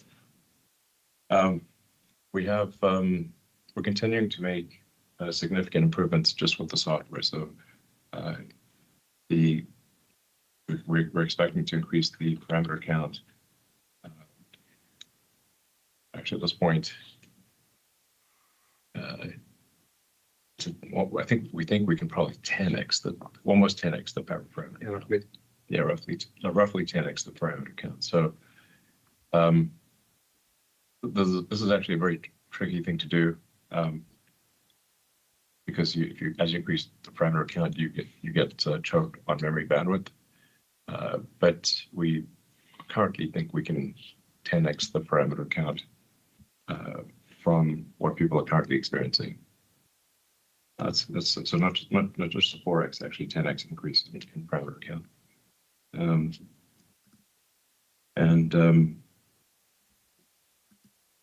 Yeah, so there's still a lot of improvement on the existing hardware to happen. Energy is growing really well, despite headwinds from tariffs and spare supply chain challenges. The Megapack is expanding capacity quickly, and we have upgrades to the Megapack that will make it even better. And we had record Powerwall deployments at Gate in Q2. So I think batteries are just going to be a massive thing. The scale of battery demand is, I think, not that many people appreciate just how gigantic the scale of battery demand is. The way to think about it is that the U.S. sustained power output for the U.S. grid is around 1 terawatt. But average usage is less than half a terawatt. If you add batteries to the mix, you can run the power plants 24/7 at full capacity, thus more than doubling the energy output per year of the United States, just with batteries. But that's again, big deal. It's a really big deal. Optimus.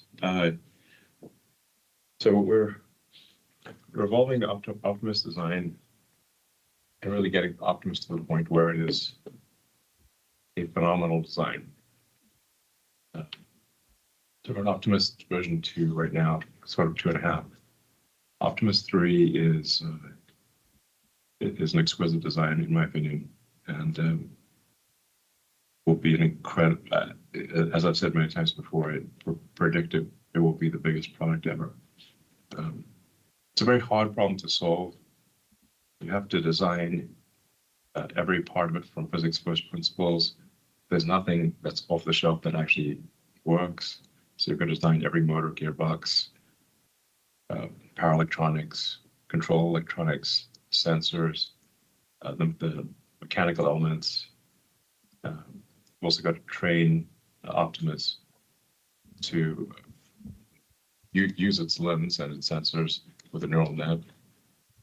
But we'll be applying the same techniques that we've applied for a car, which is essentially a four-wheeled robot, and Optimus is a robot with arms and legs. So the same principles that apply to optimizing AI inference on the car apply to Optimus, because they're both really robots in different forms. And Tesla, it is important to note that Tesla is by far the best in the world at real-world AI. Like a clear proof point for that would be if you compare, say, Tesla to Waymo. Waymo's got, the car is festooned with God knows how many sensors. And yet, isn't Google good at AI? Yes, but they're not good at real-world AI. Thus far, Tesla is actually much better than Google by far, and much better than anyone at real-world AI. And by far, Tesla has the best inference efficiency. I think a key figure of merit for AI is, what is the intelligence per gigabyte? And people talk about parameters, blah, blah, blah. But I think we'll stop talking about parameters and talk about gigabytes, because with the parameters, you can have 4-bit parameters, 8-bit parameters, 16-bit parameters. But the actual constraints in the hardware are how many gigabytes of RAM and how many gigabytes per second can you transfer from RAM. Therefore, it is not a parameter constraint. It is a byte constraint. Tesla has the highest intelligence density of any AI by far. And I have a lot of insight into this with XAI. XAI is, Grok is the smartest AI overall, but it's Grok 4 is a giant beast. Sort of at the terabyte level. So it's kind of important to note, Tesla has the best intelligence density. And intelligence density will be a very big deal in the future. It is now. So with Optimus 3, which is really the right design, it's like it doesn't have, at this point, there's no significant flaws with the Optimus 3 design. But we are going to retool a bunch of things, so it'll probably be prototypes of Optimus 3 end of this year, and then scale production next year. We're going to try to scale Optimus production as fast as it's humanly possible to do so, and try to get to 1 million units a year as quickly as possible. I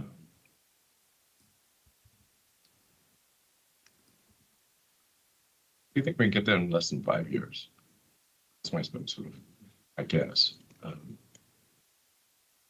That's a reasonable aspiration, is 1 million units a year. 5 years. It seems like an achievable target. But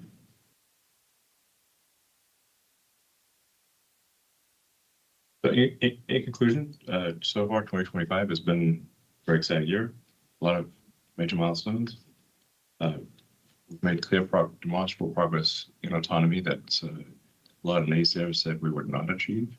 But it's worth noting that we have done what we said we were going to do. Doesn't mean we're always on time, but we get it done.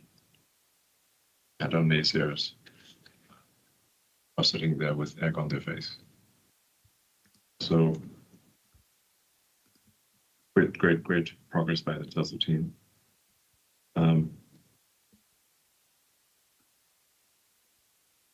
I do think if Tesla continues to execute well with vehicle autonomy and humanoid robot autonomy, it will be the most valuable company in the world. It's a lot of execution between here and there. It doesn't just happen. But provided we execute very well, I think Tesla has a shot at being the most valuable company in the world.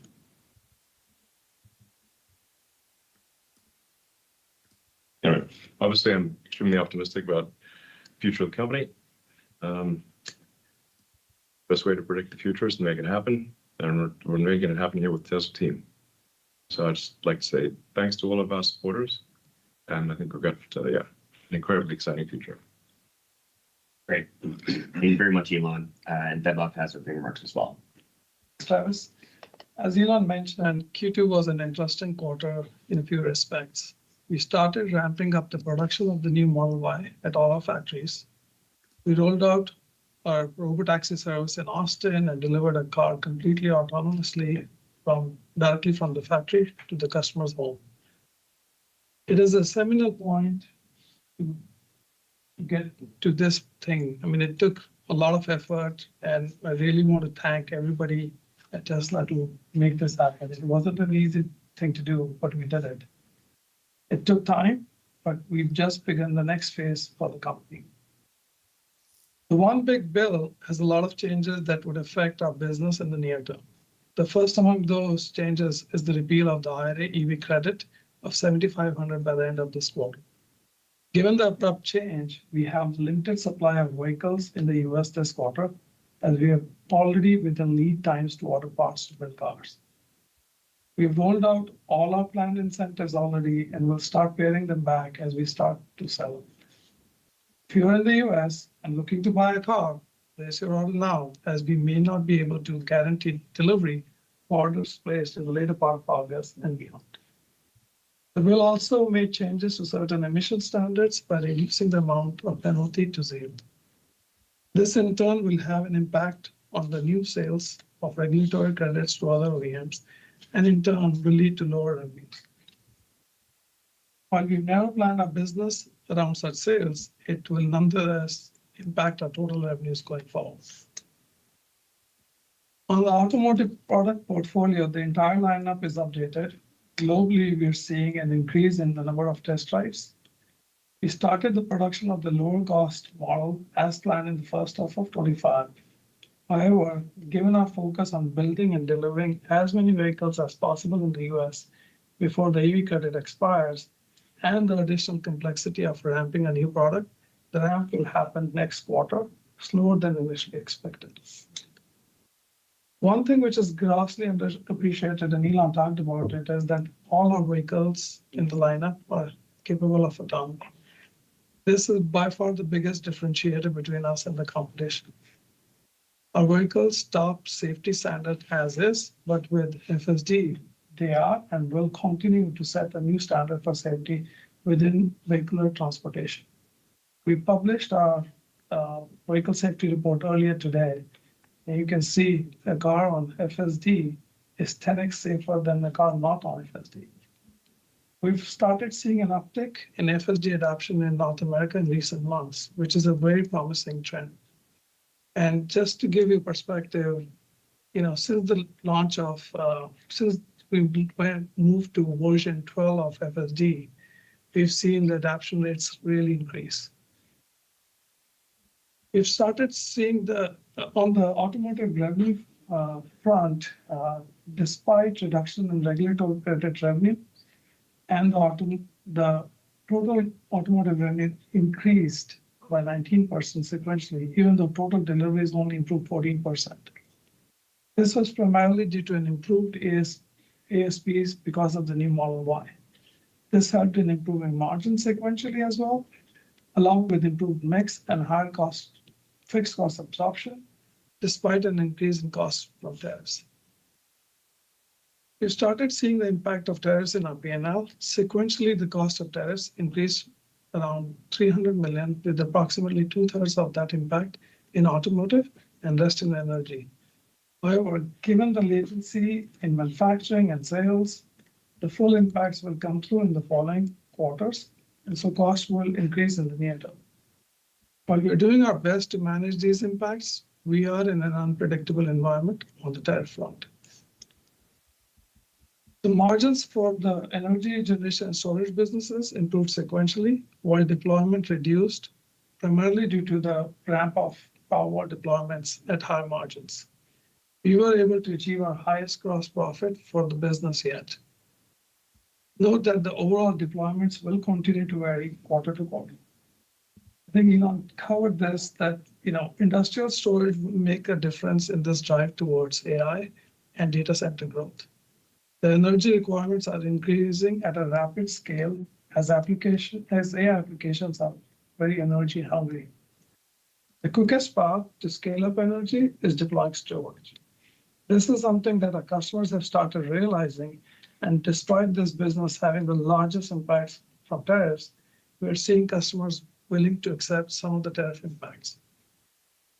The big bill has certain adverse impacts even for the energy business, most notably on the residential storage business due to the early expiration of consumer credits by the end of this year.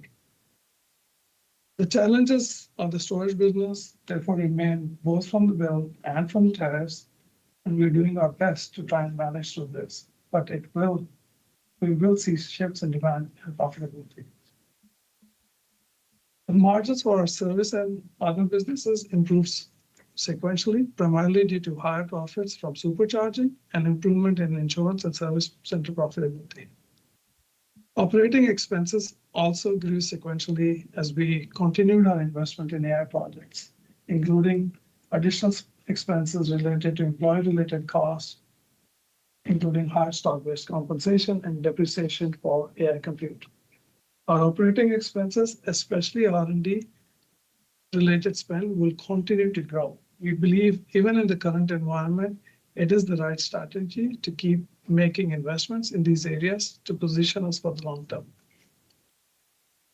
Other income grew sequentially, primarily from the mark-to-market adjustment on Bitcoin holdings, which was $284 million gain in Q2, while being $125 million loss in Q1. Just want to remind people that this would keep creating volatility based on the Bitcoin pricing. While operating cash flows increased sequentially, so did our CapEx, resulting in $146 million of free cash flow. We continue to make investments in various aspects of manufacturing, like the Cybercab, semi-lines, and other manufacturing spend, and the expansion of our AI initiatives. Our latest expectation for the year in terms of CapEx is in excess of $9 billion. To summarize, we have near-term challenges in our business due to the negative impacts of the bill and tariffs. However, the investments that we have made for AI, robotics, and our lead in energy sets us up for a bright future. I would like to thank the whole Tesla team, our customers, our investors, and supporters for their continued belief in us. Great. Thank you very much, Vaibhav. So now we're going to move on to say.com questions. The first question is, can you give us some insight how robotaxis have been performing so far, and what rate you expect to expand in terms of vehicles, geofence, cities, and supervisors? Yeah, the robotaxi has been doing great so far in Austin. Customers really love the experience. It's like super smooth, very safe, and like just a great experience overall. And we already did the first wave of expansion in Austin, and we'll continue to expand in Austin to probably more than 10x our current operating region. We're also testing in a lot of other cities, as Elon mentioned. The next thing to expand would be in the San Francisco Bay Area. We are working with the government to get approval here, and in the meanwhile, launch the service with the person in the driver's seat just to expedite, and while we wait for regulatory approval. We're also testing a lot of other cities in the US, including Florida, Nevada, etc. Great. Thank you very much, Ashok. The next question is, what are the key technical and regulatory hurdles still remaining for unsupervised FSD to be available for personal use? Can you provide a timeline?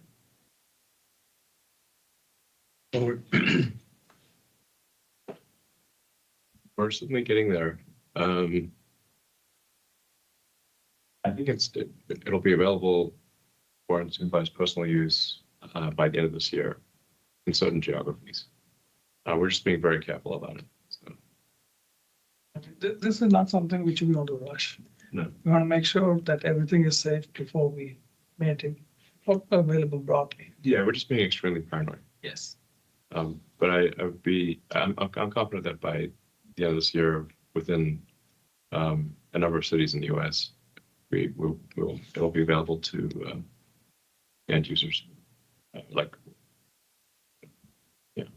Yeah, and for what it's worth, the same AI hardware in the Austin robotaxi vehicles has some customer vehicles, and Right. we did deliver a car autonomously from the factory to a customer this quarter. Yes. And every Tesla manufacturer in the US and in Europe autonomously drives itself from the end of line to the loading docks. And so it's just a software upgrade away. Yeah.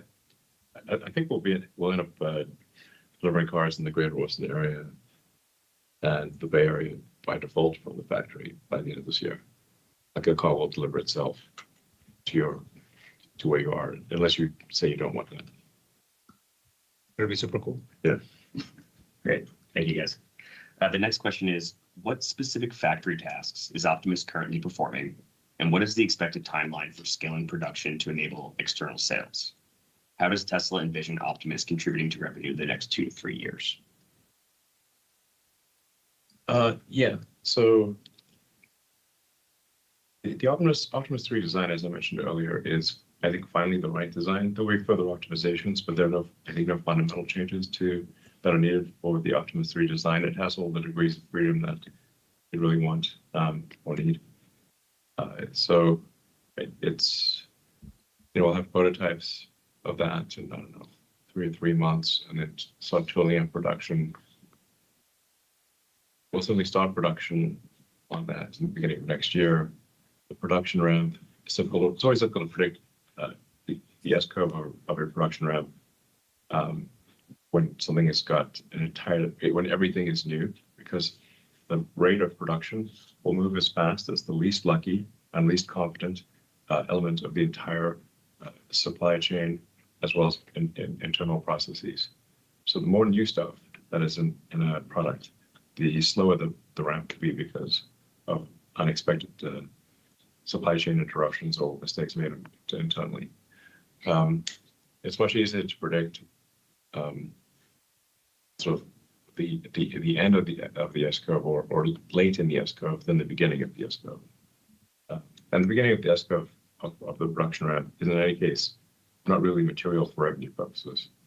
The beginning of the S-curve, you're always negative gross margin, and you're debugging a lot of issues.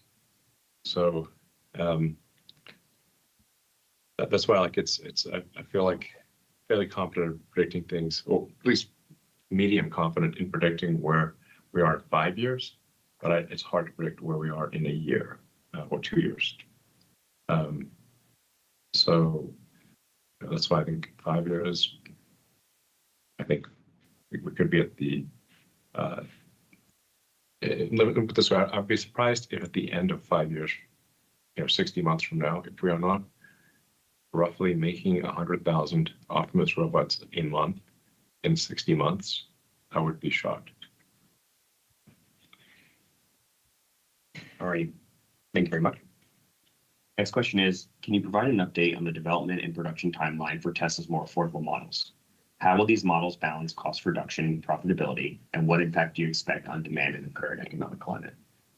Well, I think Vaibhav did a good job of answering this question in his opening remarks. As we said, we started production in June, and we're ramping quality builds and things around the quarter. And given that we started in North America, and that our goal is to maximize production with a higher rate cliff ending in Q3, we're going to keep pushing hard on our current models to avoid complexity.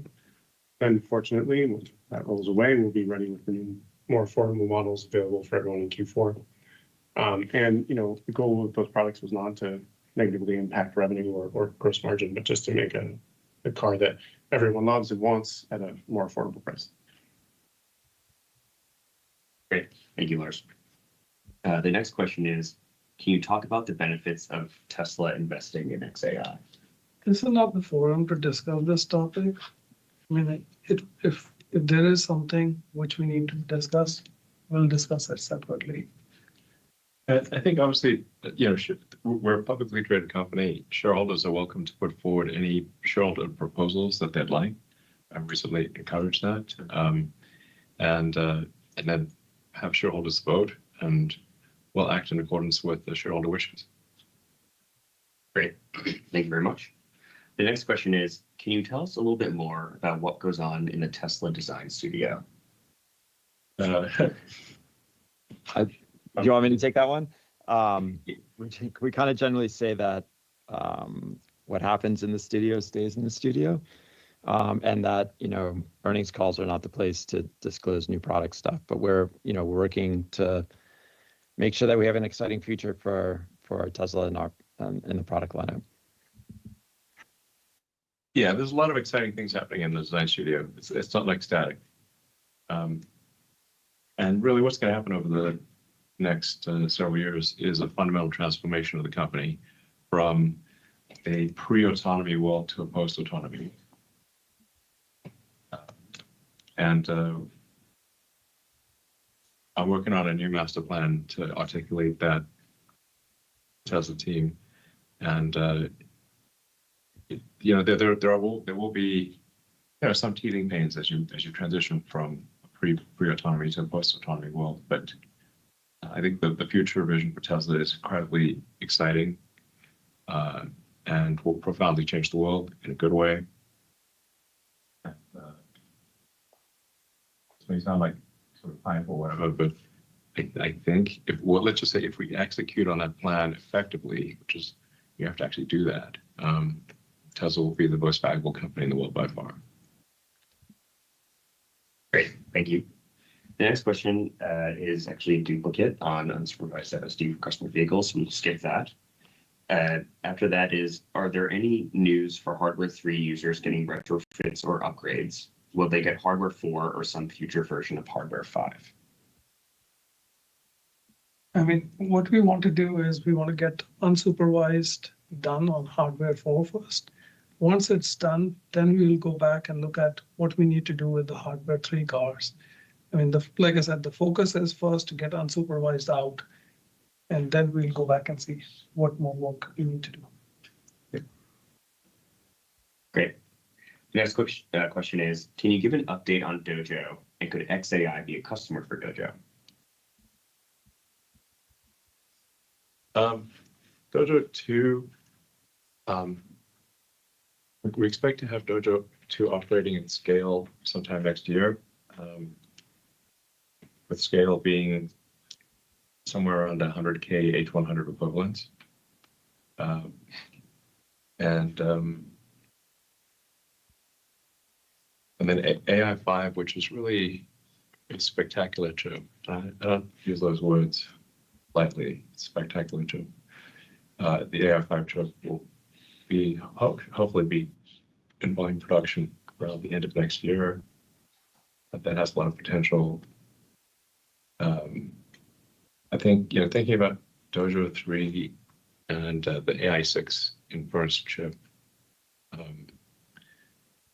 it seems like intuitively we want to try to find convergence there, where it's basically the same chip, but is used where we use, say, 2 of them in a car or an Optimus, and maybe a larger number on a board, like kind of 512 on a board or something like that. If you want high bandwidth communication between the chips at a force surveying,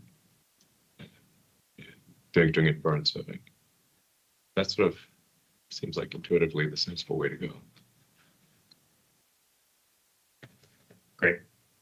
The next set of questions have all actually been covered. So we'll end with how will the BBB elimination of tax credits for solar projects affect your sales pipeline for Megapack? Yeah, our sales pipeline is quite diversified across customers and market segments. So we aren't heavily weighted in Megapack projects that are paired with solar. And as we talked about in the opening remarks, we're seeing storage quickly being recognized for its ability to unlock grid efficiency and how quickly it can be deployed to help the grid.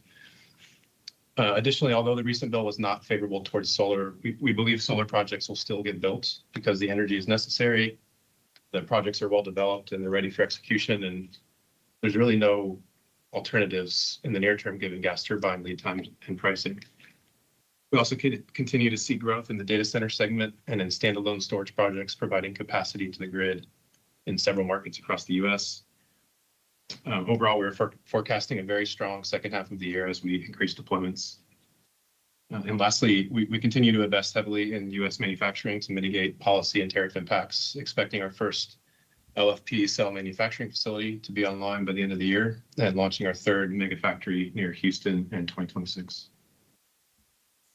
Great. Thank you, Mike. We will now be moving to analyst questions. The first question comes from Emmanuel Rosner at Wolfe Research. Emmanuel, please feel free to unmute yourself whenever you're ready. Great. Thank you so much. Can you hear me? Yep. Thanks. So Elon, are you able to share any KPIs with us in terms of the robotaxi business? How many vehicles are you operating, miles driven autonomously, or the number of safety critical intervention? Just curious, how the rollout it generally is going, and any sort of like targets that you could share more broadly. Sure. Do you want to? Yeah, we have more than 7,000 miles operating in Austin area. It's just because service is new, we have a handful of vehicles right now, but then we are trying to expand the service in terms of both the area and also the number of vehicles both in Austin and other locations. So far, there's like no notable safety critical incidents. There, sometimes we have our own restrictions as to, for example, we restrict our speed limit to 40 miles per hour roads. And if the vehicle wants to go on like higher speed roads, we can stop the vehicle, but those are out of convenience as opposed to safety critical nature. So far, the service has been really well received, and we continue to expand on it. Great. And then, longer term, from an economics point of view, longer term, you've previously talked about working to drive down the cost per mile on robotaxis, maybe towards 30 or 40 cents per mile over time. Now that your service is live, how should we think about the main milestones to getting there? Yeah, well, the Cybercab which is really optimized for autonomy. That I think has got probably sub 30 cent per mile potential over time, maybe 25. It's really like if you design a car from scratch to be a cost optimized robotic taxi like Cybercab. Like for example, we're not trying to make it corner like incredibly well like a Model 3 would, or Model S or even Model Y. Like it's got all of our cars that are driven by people are super fun to drive. They've got incredible acceleration, the incredible cornering capability. But we're confident that very few people in a Cybercab want to be hurtling around. So we reduced the top end speed, which means we can use more efficient tires. We don't need as much acceleration. We don't need as much, big brakes to sort of. We want stopping distance, but we're not expecting it to be heavily used.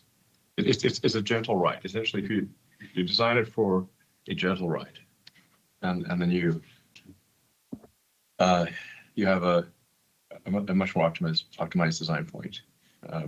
So that's why it seems probable to achieve that. Especially if Optimus is, serving, cleaning up the car and doing maintenance and stuff.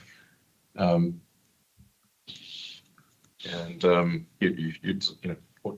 automatic charging. I think it's the actual cost per mile of Cybercab will be very low. The cost per mile of our existing fleet will be higher, but it's still very competitive. So, maybe some number of 50 cents, I'm just guessing.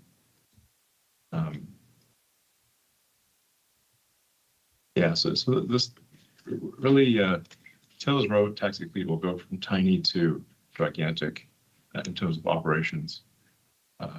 in a pretty short period of time. Like my guess is it has a material impact on our financials around the end of next year. Great. Thank you very much. The next question comes from Adam at Morgan Stanley. Adam, please unmute yourself.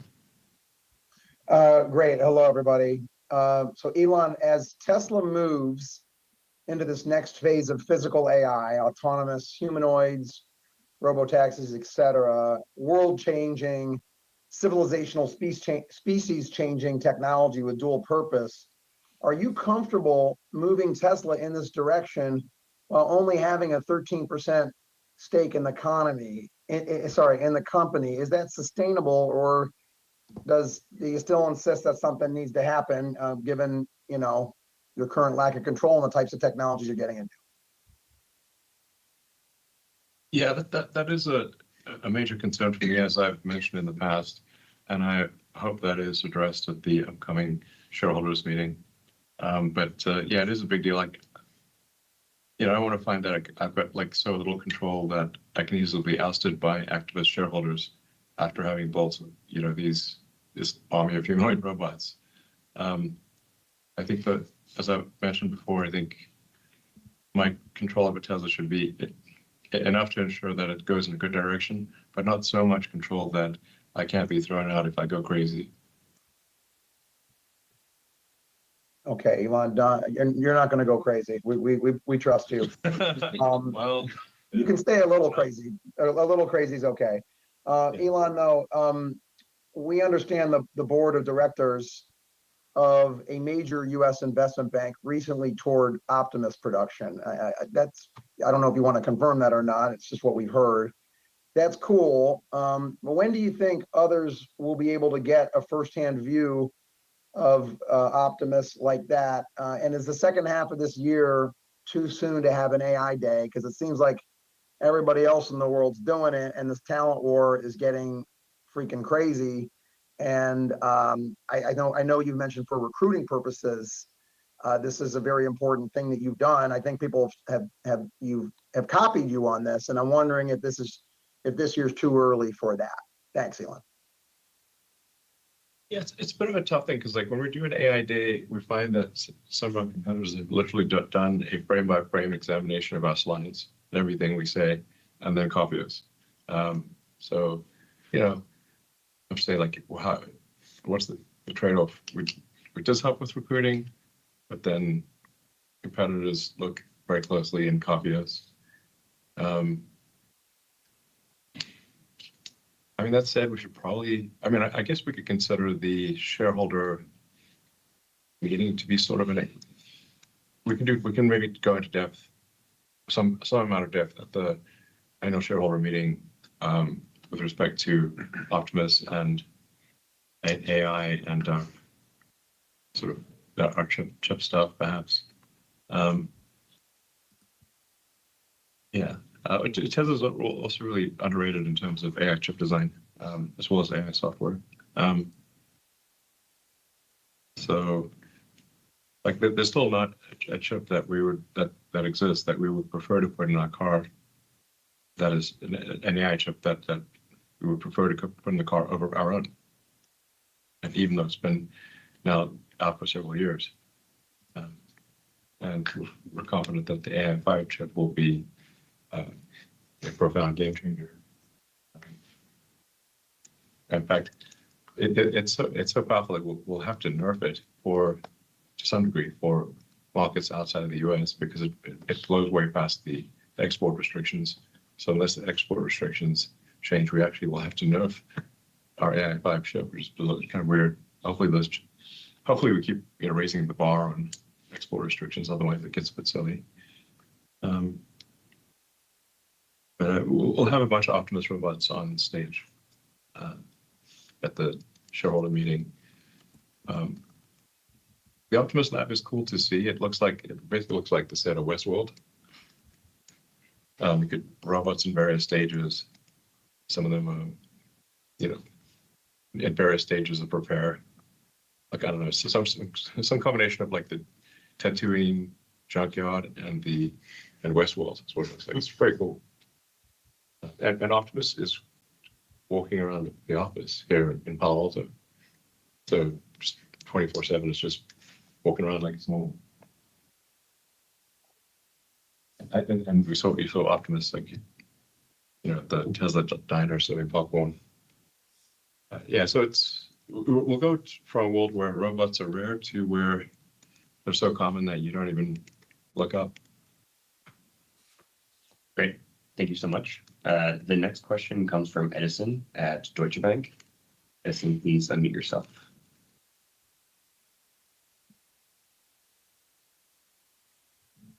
Edison, please go ahead and unmute yourself.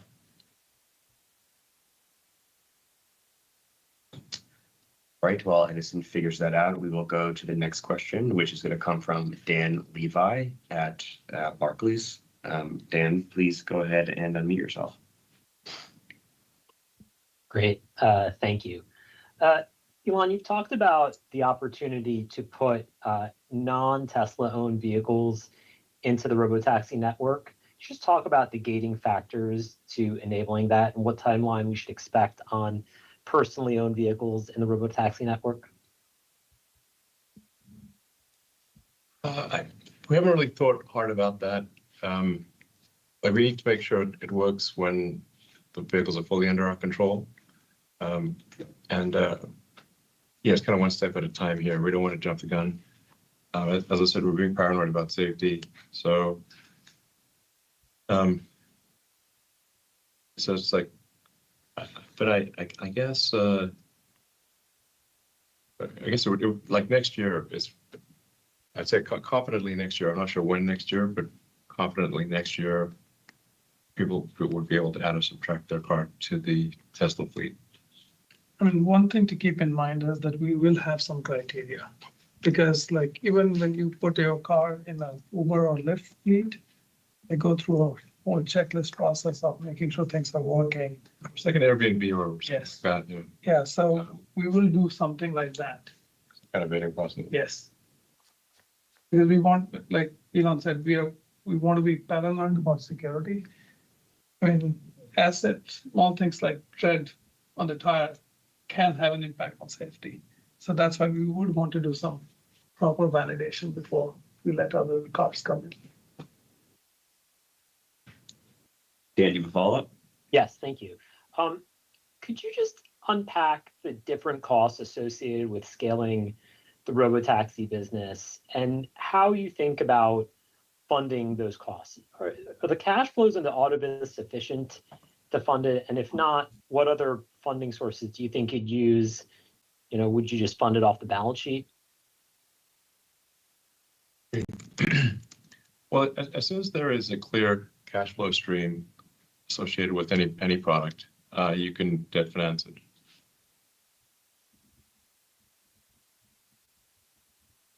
And in the interim? I mean, in the interim, we will use our balance sheet, but like once we get to a certain scale in terms of recurring revenues, like Elon said, we could get into easily a kind of transaction to try and get funding. Great. Thanks so much. We will now move on to Mark from Goldman Sachs. Mark, please feel free to unmute yourself. Yes, good afternoon. Thank you very much for taking the questions. With the FSD trials that Tesla has been offering to consumers and the attention on self-driving more generally, are you able to comment more specifically on what you're seeing with FSD subscription trends and take rates and help us better understand how large FSD revenue may be currently? So we've definitely, like I mentioned it in my opening remarks, since we've launched version 12 of FSD in North America, we've definitely seen a marked improvement in the FSD adoption. And the other thing which we had also done last year is we did bring down the pricing and we made subscription much more affordable. So we have seen, 25% increase since that time. So, which is an encouraging trend, but honestly, we've just started the story around explaining the benefits of FSD. like I said before, we released our vehicle safety report. Even if you don't believe in this, anything else, a car on FSD being 10x safer should be a motivator. Plus, the other thing is, people don't realize even at $99 a month, it's like you getting a personal chauffeur for almost $3.33 a day. And this is by far the biggest game changer, which I know we've been talking about it because part of it is we live and breathe it, but Yeah, I feel most people still don't know. Yeah. But the vast majority of people don't know it exists. And it's still like half of Tesla owners who could use it haven't tried it even once. They don't actually know. Obviously, this is something we want to educate them on. So we've got to, when they come in for service, we'll reach out to them, send them like videos of how to make it work. It's such a shocking thing. They don't think a car is capable of this. So you have to show them and get them comfortable with turning it on and off. It's so trivial, but it's like saying you've got a cat that can sing and dance, but it just looks like a normal cat. And you're like, until you see the cat sing and dance and talk, you assume it's just a cat. That's Tesla FSD. Yes. Our car is intelligent. And so what we're going to do, to Elon's point, we've been giving people free time to try the FSD, but we'll start giving more prompts to say, okay, this particular drive, try FSD. So that, because it's literally seeing is believing. Like Elon said, think of it like a cat. It looks like a normal cat, but this cat can sing and dance. Yeah. Same thing on It's FSD. intelligent. Great. Yeah. And the 25% comment was 25% increase in the penetration rate since we've seen the release of V12 and V13 in North America. Great. Thank you. Mark, did you have a follow-up question? Yeah, thanks, Travis. Tesla has historically said it would use pricing as one tool to help drive auto vehicle growth as long as free cash flow stayed positive, given the ability to monetize products like FSD. I'm curious how you're thinking about pricing from here as a potential tool to drive increased volumes, given where you stand with FSD, as well as the fact that the IRA purchase tax credits are poised to go away in the US starting in the fourth quarter. So should we expect more meaningful price reductions given that monetization potential, or do you envision price reductions being more limited compared to cost downs given where free cash flow now stands? Thanks. Well, we're in this weird transition period where we'll lose a lot of incentives in the US. We still have incentives actually in many other parts of the world, but we'll lose them in the US. But we'll still be at the relatively early stages of autonomy. On the other hand, autonomy is most advanced and most available from a regulatory standpoint in the US. So, does that mean we could have a few rough quarters? Yeah, we probably could have a few rough quarters. I'm not saying we will, but we could. Q4, Q1, maybe Q2. But once you get to autonomy at scale in the second half of next year, certainly by the end of next year, I think I would be surprised if Tesla's economics are not very compelling. Great. The next question is going to come from Will from Truist. Will, please feel free to unmute yourself when you're ready. Great. Thanks so much for taking my questions. First, I'd like to ask for a little bit more detail about the lower cost model that you talked about having, I think, started production in the first half, but you said will ramp later. At the last Analyst Day, as I recall, you talked about some aspects of this, like two-thirds or three-quarters reduction in silicon carbide and not using rare earths in the motor and perhaps other cost downs. You also had this unboxed architecture that I think you said would not be part of this sort of interim approach. Can you update us on what we should expect this thing to actually look like? Well, we won't get into the looks because Let's come on a while. Lick the cat out of the bag there. Dancing cat that can sing and dance, but it can talk and sing and dance though. That's the cool part. The fundamentally, the biggest obstacle remains that people just don't have enough. Some people don't. The desire to buy the car is very high. Just people don't have enough money in the bank account to buy it. Literally, that is the issue. Not a lack of desire, but a lack of ability. So the more affordable we can make the car, the better. I think it's going to be. It will be a very big deal when people can release their car to the fleet and have it earn money for them. Which, like I said, I feel confident in saying that'll happen next year in the U.S. at least. And in the U.S., we're legally allowed, appropriate disclaimers, and that'll make the affordability dramatically greater. Just like you could if you have an Airbnb and you can rent out your home when you're not there, or rent out a guest room or guest house or something like that, the affordability of your home is much greater. Okay. Trying another topic then. We see all these wonderful developments at XAI like Grok, and obviously Tesla's trying to do quite a bit in AI.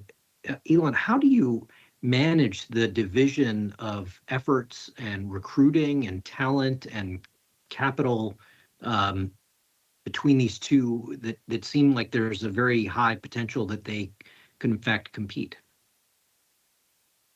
Well, they are doing different things here. The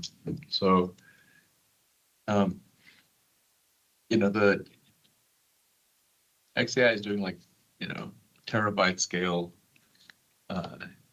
models and multi-terabyte scale models. Tesla's 100 times smaller models. So one's real world AI and one's kind of, artificial superintelligence type of thing.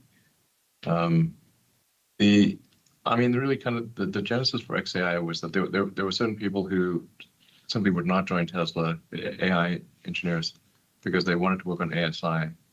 They would join Tesla. And I was like, well, maybe they'll join a new company. No, I think the Tesla problem is extremely important, but not everyone agrees with me on that. And so rather than have them join, OpenAI or Google or some other company, it's like, might as well have them create a company in that regard, which is XAI. So that's people can make a decision. Do they want to work on super intelligence at data center or real world AI? They're both compelling problems, but some people want to work on one, and some want to work on the other.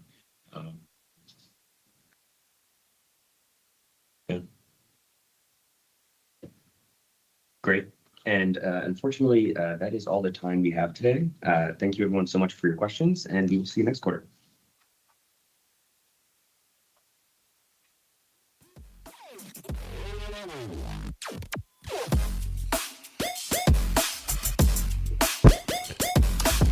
Gotta mute that music.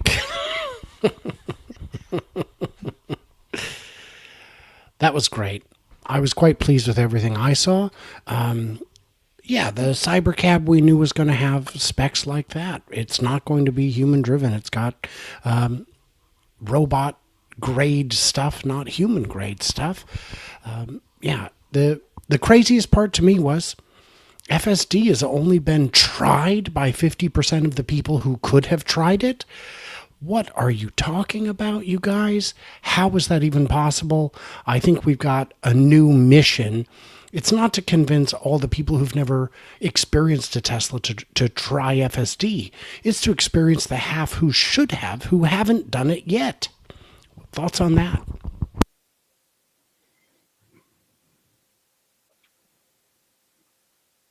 Nobody? I just jumped on this, so I don't know what your question was, but if it was, why are we only at 25% FSD adoption rate?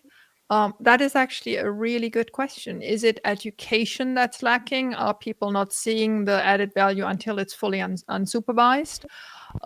Is it just hesitation of a new technology? Is it, and which of these problems can be solved, or is it going to be automatically solved by the fact that, well, they aim that half of the US population has access to fully unsupervised FSD by the end of the year, which, let me just say that very clearly, I take the under. You know what a fangirl I am, but in 5 months, 160 million US, I mean, obviously there's regulators and all that, but I also just, 5 months pass so quickly. And I think one theme of this whole call was moderation of time expectations. Everything was a little bit slower than hoped for. Everything was a little bit more prudent. And I don't know how you felt. I'm just jumping back into the call, but that was really a little bit okay. I mean, I don't mind moderation. I actually appreciate it. But I'd hoped for a little bit more oomph in the rhythm of everything. Cars, bots, everything. So one thing, there was many things that were mind-blowing to me, but I hear what you're saying, Alexandra, very important. But to say that robo-taxi could serve half the US population by year end, like my head just went boom. But I don't think people, as you say, in 5 months, how is that even possible? Well, he clarified that technically we'll be able to do it. So that's the confidence. But so let's step back what you just said there, Alexandra. You're right that there's a number of things that was walked back, but the one thing that's most important was not walked back, which is robotaxi, right? Yep. They're going to get to expansion of the service area in a couple weeks. They're going to have regulatory approval in Bay Area, Arizona, Nevada, and Florida. They feel very confident, it sounded like, for each of those to get. Yeah. Florida was a new one we've been hearing. They're going to have robotaxi in half the population by the end of the year, subject to regulatory approval. Technically, we'll be able to do it, but being very, very cautious.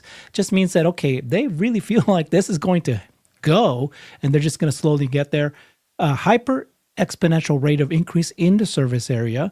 We don't yet have approval for FSD in Europe, but we're getting approval in the Netherlands, regulatory in China. FSD is the single biggest demand driver, So everything we wanted to hear about robotaxi, come on. And then, what did you say, James?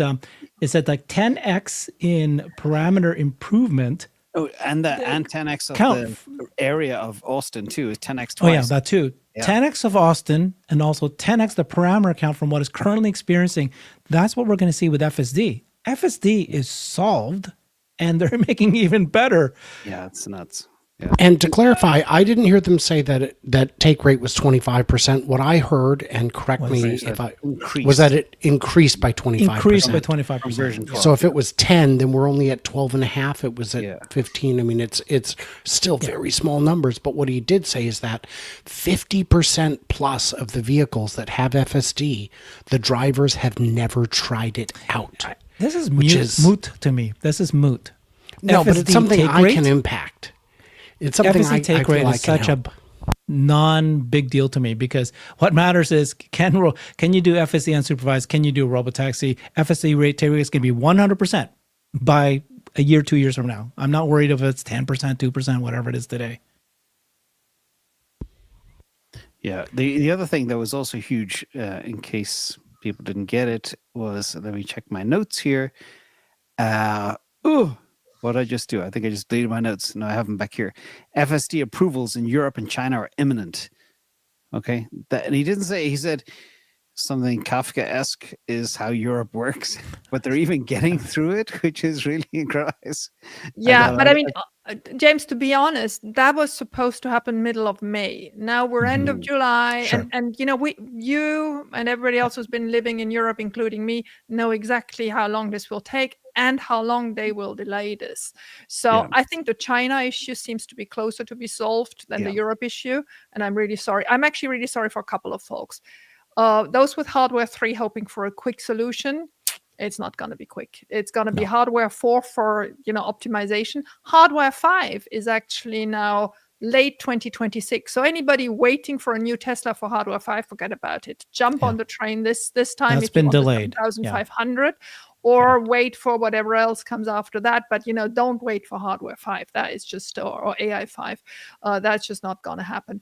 The hardware 3 people are going to wait for a long time. So you may actually also think about whether it's worth upgrading now. I mean, if FSD is important to you, and I have made the change from a hardware 3 Model X to a AI 4 Model Y, it is so smooth. It is so worth it. I mean, the car actually cost me a third on my leasing rate, and it's a better car. So it's crazy. It's crazy to not go on the current offer of the Model Y with AI 4. So anybody who was, sort of hoping this would happen soon, or it just, I think it may happen at one point, but what they're trying to do is really delay it as much as possible so that most people jump on the current models on AI4 and don't do that. The other thing where I found it was a bit thin today was on the progress of Optimus. And I understand. Yeah, I did change my glasses because we're back from all Greenland to more nuance. So I've got green and red now again. So it's not Christmas. There we are. But the one point about Optimus that I give them the slack is that we may hear more about Optimus at the shareholder meeting.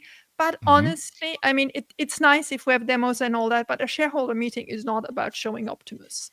A shareholder meeting really should, address the stuff that's happened in the proxy and then have some outlook. But I mean, whatever it is, and I understand that they, are prudent. The Optimus rate of manufacturing has been severely cut down, right? Get that right again. It was 100,000 per month in 2026. In 5 years. 5 years or no? 5 years. Sorry, in 5 years, exactly, in 5 years. So sorry about that. So I think that was the bitter pill that I really didn't want to hear, because that is much less than before, right? We were supposed to be at 1 million CERN at end of 2026, correct? Yeah, and this is really weird for me because Elon keeps talking about how they're going to scale Optimus faster than any product ever in history. And 100,000 a month, that's 1.2 million a year. That's equivalent to maybe about 250,000 cars in 5 years. That's nothing for Tesla. That's not an impressive, a huge scale. Scale. Now, now maybe what I didn't like, sorry to interrupt you, what I didn't like was like, oh, I have little visibility for the next 12 months, so I'm going to give you a 5 years goal that we for sure will get. That's not what we're asking. That's not what we're asking. I think it does speak maybe some of the issues in terms of scaling up this supply network for Optimus, which brand new product, these actuators, making the amount that they're going to need is going to be a massive effort. So, perhaps he's starting to realize maybe some of the challenges with that. But that's a little disappointing because, he also continues to talk about, again, how quickly Optimus is going to scale. I mentioned that before. And so which is it? Right? One day he talks about, not scaling very quickly. The next day he's talking about big, massive numbers of Optimus. And it's just, I wish he'd just be more consistent about that. Yeah. Agree. Yeah, the whole call as well. I mean, they were saying some mind-blowing stuff. Like one of the other big things was that I think they said AI5 would be too good for export, and they have to nerf it. I don't know what the term nerf means. I guess it's deprecated somehow. Deprecated, yeah. Yeah. There we go, learning again. For export restrictions. I thought that was incredible, but the way they handled the call, it sounded like a funeral. Like there's no enthusiasm and they're dropping bombs, but there's like, yeah, the AI5 is too good for expert. I mean, holy shit. It was just incredible. And then he said, I guess, some words to the effect of Optimus 3 is sublime. It's incredible, And again, but they said with, I don't know. He was total depression. And the new master plan coming as well for Elon to explain the pre-autonomy world to the post-autonomy world. I thought that was huge. But he did say we're going to be the biggest company in the world, but it requires execution. So it tempered everything a lot. And stock is down $16 in after hours, which is shocking. But the analysts will go look at CERN's charts from a few hours ago and say, you know what? This earnings is really big and things are on the cusp of really turning around. So I do expect it to rebound tomorrow. Brian, what do you think? I mean, I'm really bad in short-term stocks, so let me preface that. But I have the feeling that this is just going to be one of those earnings calls that are going to be forgotten, right? I am disappointed that we didn't get more clarity. I'm also utterly disappointed about the oral skills of our CFO, but also of some others. I mean, I can't believe this. This company is moving the world. Yeah, I'll argue with you there. Organize. It drives me crazy. This is such an easy thing to do. I mean, Nick has a bad mic, right? But Elon, where are we? Yeah, but I don't have a bad mic. He's just got a hot mic. No, yeah, I would say the CFO says the company's already rolled out all the vehicle incentives it plans to introduce in the U.S. in Q3, and at the end of the quarter, as it gets closer, they'll start to remove some of those due to limited supply. Just make as many cars as you can, really, is my thought. I don't know how hard that is. I thought capacity is something we had. And the one bright spot to me was, and I saw a few bright spots, robotaxi should have a meaningful impact on financials by the end of next year. That means they have to start today. That means that they're going to be ramping aggressively. That's how I'm reading that.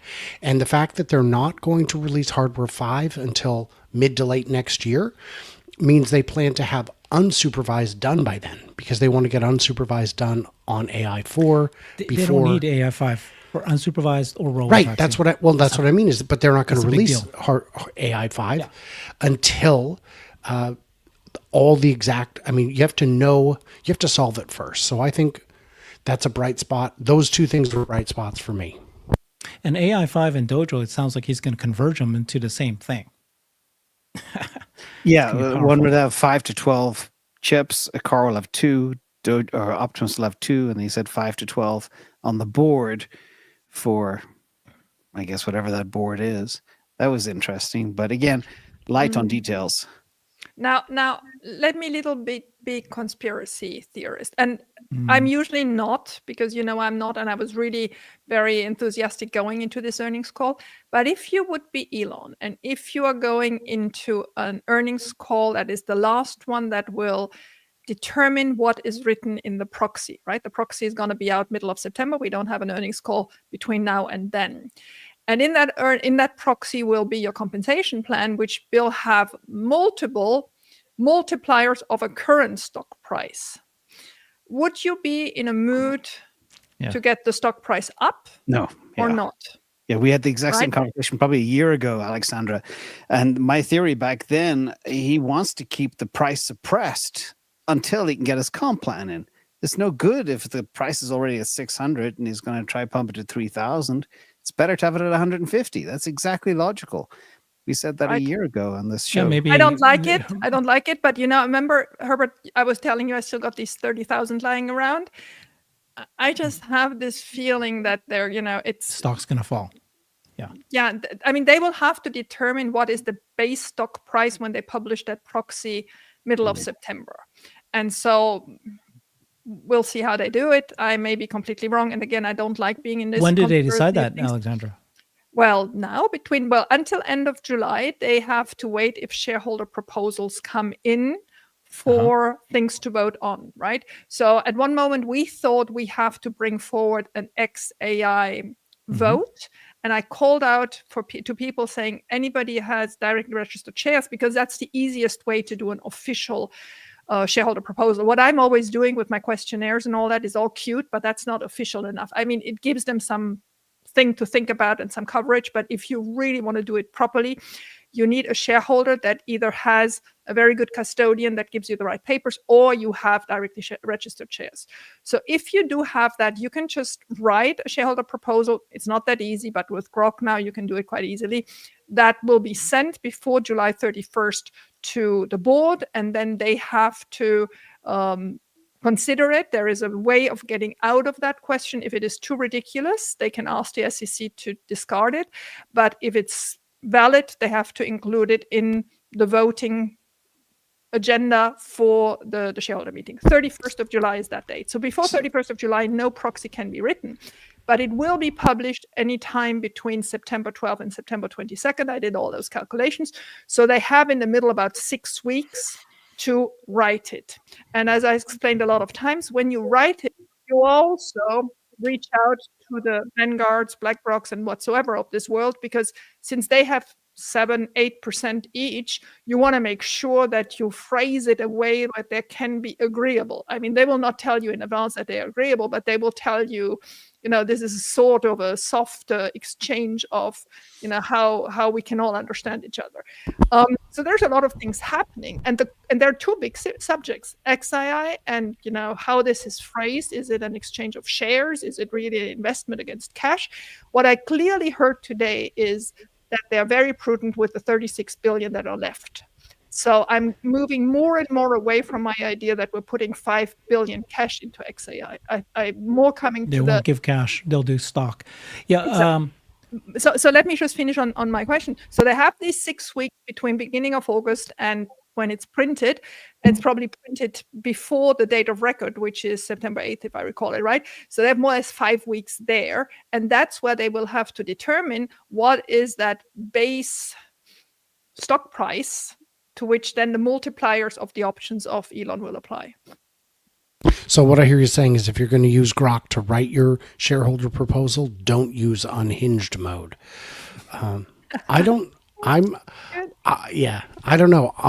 It does look like the idea of actually just buying or merging with XAI is off the table.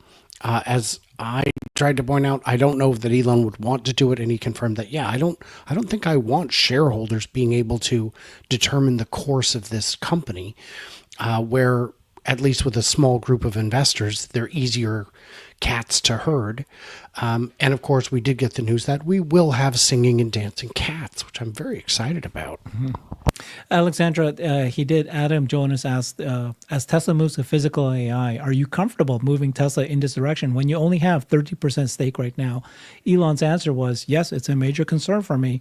I hope that it's addressed at the upcoming shareholder meeting. That's good news. That means I think they already have a plan in place that they've already settled with the board of how he's going to get his 25% voting control. Yes, and I said that many times before, so I'm going to keep it short because I have all these wonderful contacts thinking I've talked much too much. Please, you all come up here and talk more. For me, the easiest solution to give him more voting power, but not more shares, is to introduce Class B shares with higher voting shares. And if they do that, and if the institutionals agree, I'm sure the retail investors wouldn't mind. I hear from so many retail investors that actually want to give him all the voting rights they have. But if they find a way of putting the right multiplier there, maybe a multiplier of 2 or maximum 3, whatever, then that would be an easy way. And that is doable now in Texas. That was not doable in Delaware. So this could be the moment. I also think another point will be to start remunerating the board again. Our board has not been remunerated since 2020. So there are 3 directors who have to be reconfirmed there. This is going to be a heavy proxy, yes. I heard good things about energy and the outlook for energy, even for the second half of this year. So that was favorable. And then getting the Houston factory up and running in 2026. But I think, again, strong hints that we should expect a strong second half for energy, which is nice. How much of that, offsets some of the other weakness in areas, I'm not sure, but that's favorable. Well, 30% margins on billions of dollars doesn't hurt. Yep. No. And we keep seeing endless announcements for bigger and bigger battery installations around the world. These are what you would hope to see in an industry that we all thought was going to grow the way it has. And worth noting, Tesla is not the only game in battery energy storage systems. Every company makes them. It's just that so far, Tesla has maintained its position as the gold standard. They just make better systems. They are less prone to error or failure. They are more expensive, but worth it because it's about value. It doesn't matter if it's free if it ends up costing you more in the long run. Yeah, well, as we said at the beginning, the AI data center expansion is the biggest capital investment since railroads in the 1800s. I don't know when railroads began, 1850, 1840, 1860, but it's massive. And to run a data center effectively, you need megapacks. And Elon proved that out. And that's also why he's been stockpiling transformers in Texas. Hundreds of them. So, Nick, what do you think? You've been very quiet. And your hair is looking great, by the way. Quiet? Well, how's my mic right now? Was You're it too shouting. hot? You're shouting Just again. move Yeah, it away still a do bit. it, dude. It's a bit Am I hot. still shouting? How's That's it now? perfect. Better. Better. Perfect. All right. I think it was a interesting call. I think his demeanor was a lot like last call, which I found annoying. And I think we need to be able to say it like it is. I think we're all beating around the bush. This was a very bad call for Elon. He, I think, needs to don't squint at me, Alexander. He needs to step up to the plate. Listen, if you're going to come on here and you're going to deliver some good news, some bad news, at least understand how you're coming across. And he doesn't have to care about that at all if he doesn't want to. That's fine. But I do think there's a degree of loyalty a lot of people in the community have towards him. And I think there should be a little reciprocity back from his end. Again, maybe there's a bigger game going on here, like you think, Alexandra, but I just think that if not, just don't show up to the call. Like, you don't need to show up to the call. Like, I just don't understand this coming on there and kind of being a little pouty.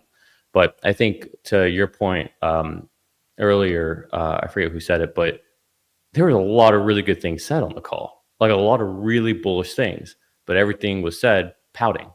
So I don't get it. Like, maybe for all I know, they just got out of a bad meeting where Elon was ripping people's heads apart, and then they got right on the here, and so it's just tensions are high.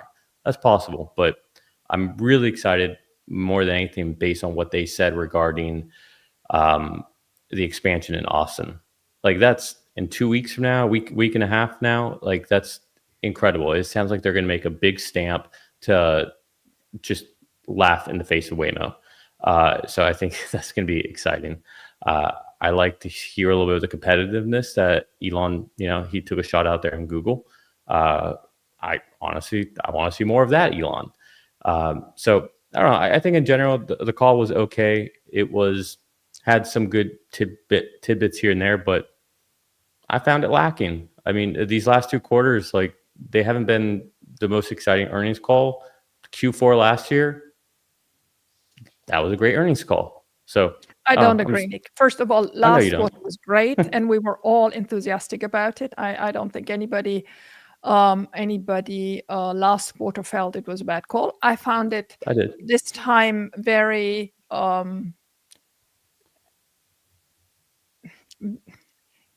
very depressing is not the right word. I want to use the right word, but astonishingly Somber. prudent in expectation setting, right? And I mean, it's not as if it was completely as bad as you said, but it was he really tried to bring down expectations. Why? And it was no exactly. That's the whole question. That's why I brought in my conspiracy theory earlier. I don't know why. From my perspective, I am incredibly bullish long term. I'm a little confused short term.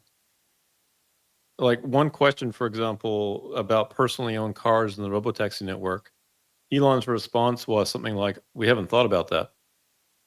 It's like, what? He's been talking about that for years, and now you're telling us you haven't thought about it? I mean, yeah, but on the other side, fully unsupervised by the end of the year.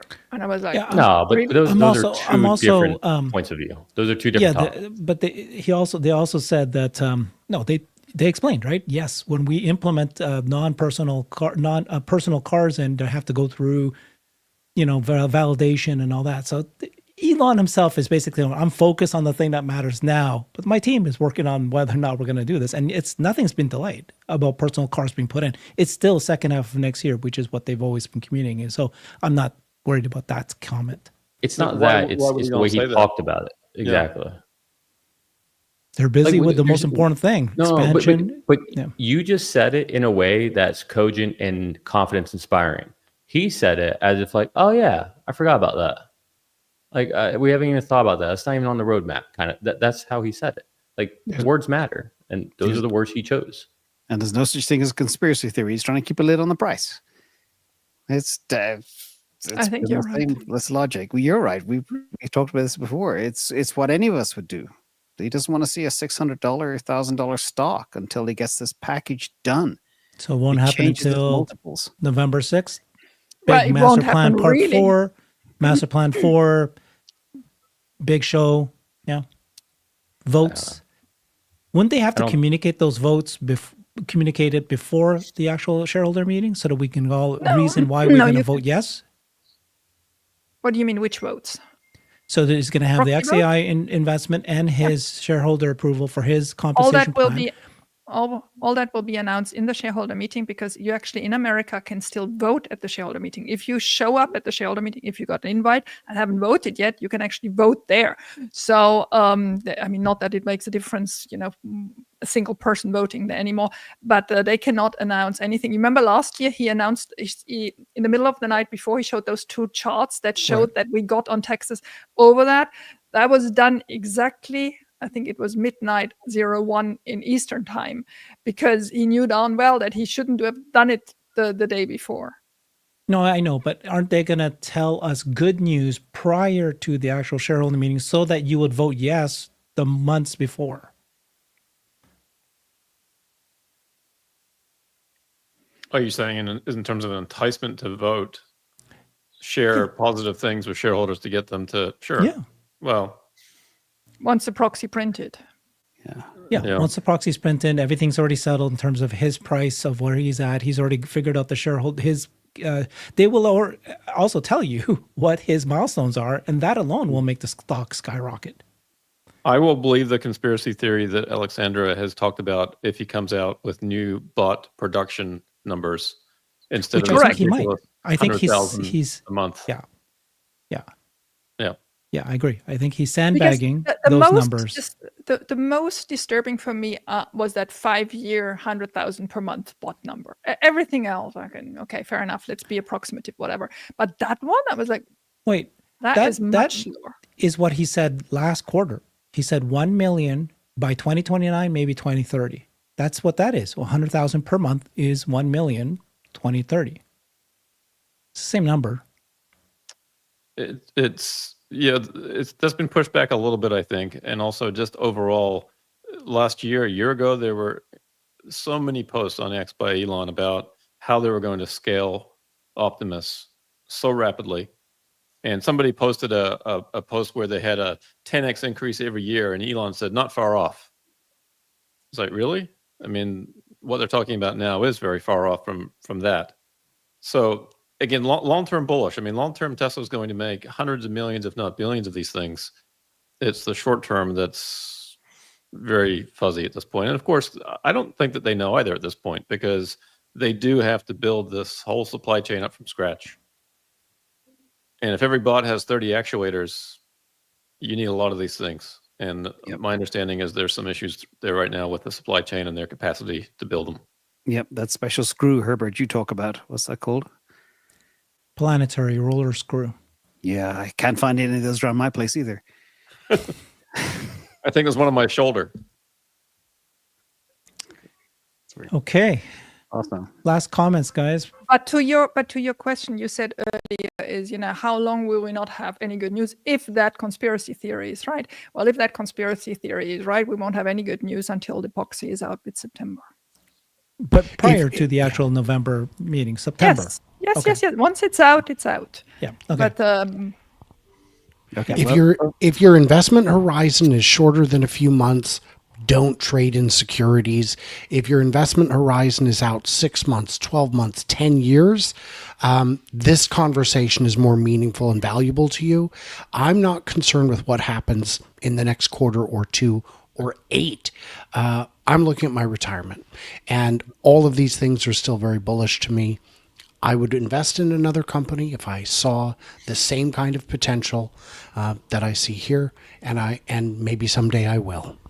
Yeah, the 7 big things I got real quick: robotaxi potential technically to serve half the US, 25 cents per mile. FSD coming to Europe, maybe not so fast, but China is imminent. Optimus will be the biggest product ever. AI5 is too good for export. Megapack solar energy, infinite demand, 31% margins, bonkers. New master plan coming is exciting. And if they execute, they'll be the biggest company in the world. Boom. That's it. 7 points. That's it. Yep.